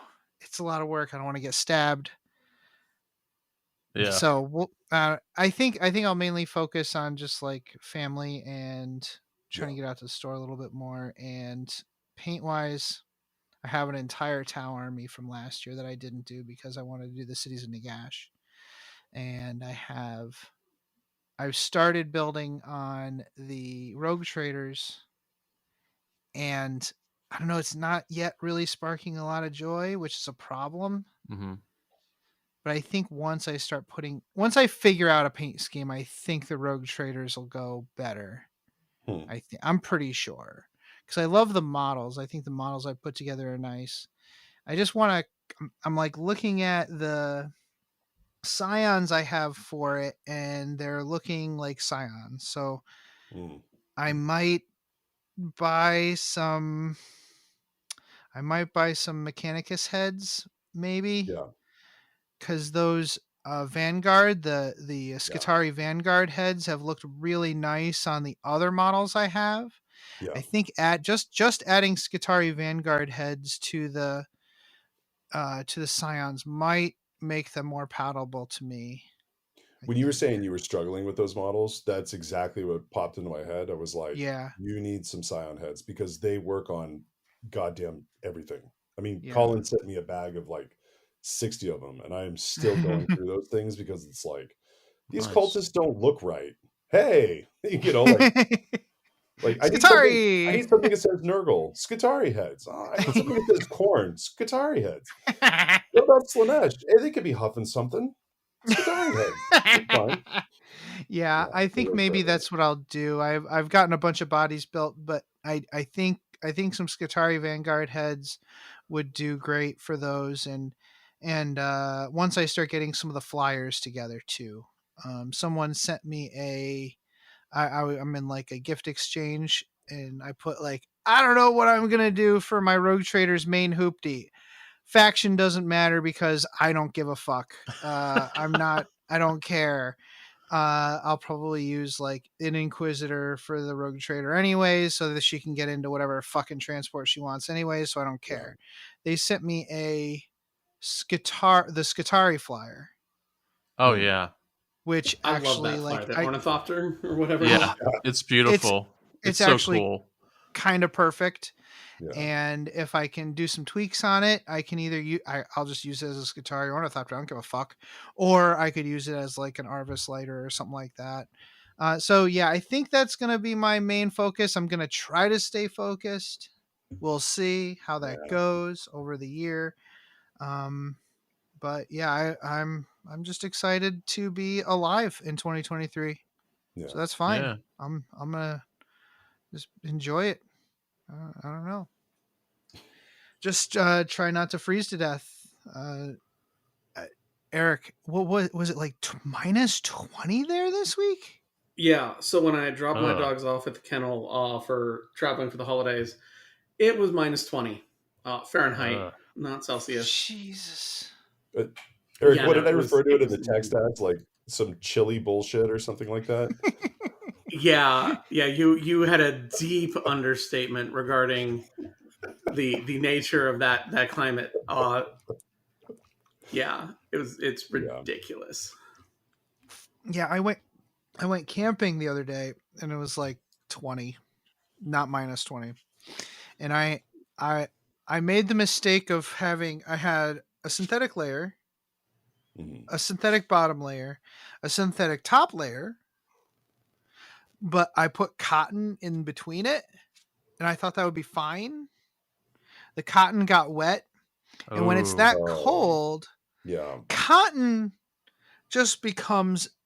I was wearing an ice cube.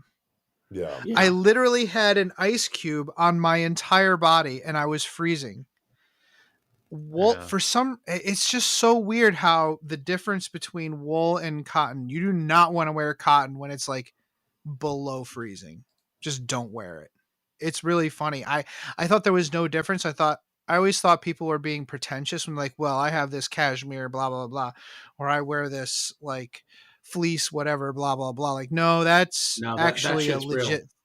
It's a legit thing. Like wool is 1,000,000,000% better than cotton in that regard. Yeah, no, wet cotton when it's cold will fuck you up. Like literally you could die. Yep, for real. I love having you guys on. Thank you so much for coming. Yeah.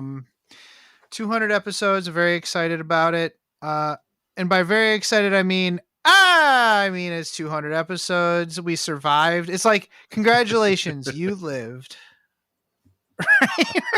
Congratulations, you're not dead. You're not dead. Put you in something like the top 0.05% of podcasts just by survival. Attrition is its own. True. That's true. Its own persistence. Merit. Just persistence. Well Thanks. Just keep staggering forward. Just keep lurching. Never surrender, never give up. And I hope that we keep producing content that people find worthy to listen to. If not, let us know. Maybe we'll fuck off. It's fine. We'll do that. Let us know. Do you check your email? People don't send us email, so I'm concerned. No. Well, that we do have Patreon. It's 50% our close friends, but that's fine. I really appreciate that. I know. I really do appreciate all our Patreons and all you guys for listening. It's super cool. As long as there's narrative 40K, then I'm not dead. I'll plan on continuing to create this. Yep. So to keep that in mind. All right. Well, anyways, thanks so much, guys, for joining us. Yeah. Thanks, appreciate guys. it. Our pleasure. Come here, boy. Get the ball. Come on, Max. Get the ball. Mom, Max won't get the ball. He's lazy. I think I know why your Zote is being lazy, Jenny. Why, Mom? Because you forgot to feed him his Zotabix today. Oh, no. Oh yes, Zodabix contains all the nutrients and random animal parts a growing Zote craves. It not only provides our Zote with the energy it needs to play with you and protect our home, but it also keeps its chitinous shell fresh and shiny. Oh boy, I'd better feed Max his Zodabix. Yes, you had. Zodabix is made in part from grade Max, A time for Astra dinner. Militarum post-engagement byproduct and is infused with 112 essential vitamins No, and Max, minerals down. harvested from your Zote's natural habitat, the finest desert daffodils. Ah! Zodabix is available in any shopping center on worlds where Zotes are allowed or where the Imperium's inexorable influence has not yet reached. Welcome back. So I don't think we're going to be able to even say what the next episode is about, technically speaking. No, we can't because, yeah. Okay, so in the next episode, we're going to talk about a thing. And then after that, the second episode of January, we'll have a game. That might be related to that this might next be episode. related to the thing that we're talking about. Everybody fucking knows what we're talking about, but we're not allowed to talk about it. We can't say what we're going to talk about, but literally everybody who's listening is like, yeah, we know what you're going to be talking about. You guys are assholes. It's kind of funny, right? Yeah, it's pretty great. Yeah. So the episode after that is going to be a game using rules that you know what we're talking about that we can't talk about. We can't talk about, so that's fine. Fucking bullshit. But Sorry. next episode we will hopefully be able to talk about the Titanicus game we played. So yeah. So until then, play the game the way you want to. It's 12:14 a.m. Let's fucking go to bed. Yeah, so we'll all go to bed. Good night, everyone. Jesus fucking Christ! I just wanted to get one more F-bomb in before we close out the show.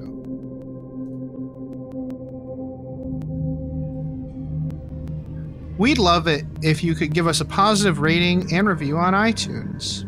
If you'd like to keep in contact with us, you can follow us on Facebook or Twitter by searching for Masters of the Forge. And you can follow our hobby progress on Instagram with the hashtag Masters of the Forge. If you'd like to engage with us directly, you can always join our Discord server. To do so, or if you have any questions, topic suggestions, or if you'd like to advertise your creative hobby endeavor, contact us at mastersoftheforge@gmail.com. Please consider supporting us on Patreon at patreon.com/mastersoftheforge. Thanks. The music used in this podcast was made by Parad of the duo Sublevel 3. The track is used with his permission. This podcast is protected by the Creative Commons Attribution, No Derivatives, Non-Commercial International License. More information about this license and contact information if you have any requests can be found at our blog, mastersoftheforge.com.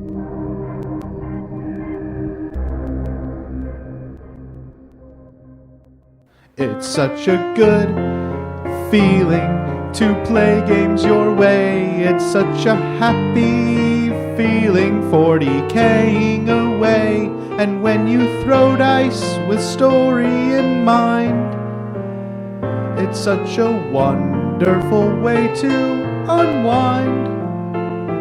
It's a good feeling, a very good feeling. The feeling you know that we'll be back when the fortnight's new, and we'll have new ideas for you, and you'll have things you'll want to talk about. We will too.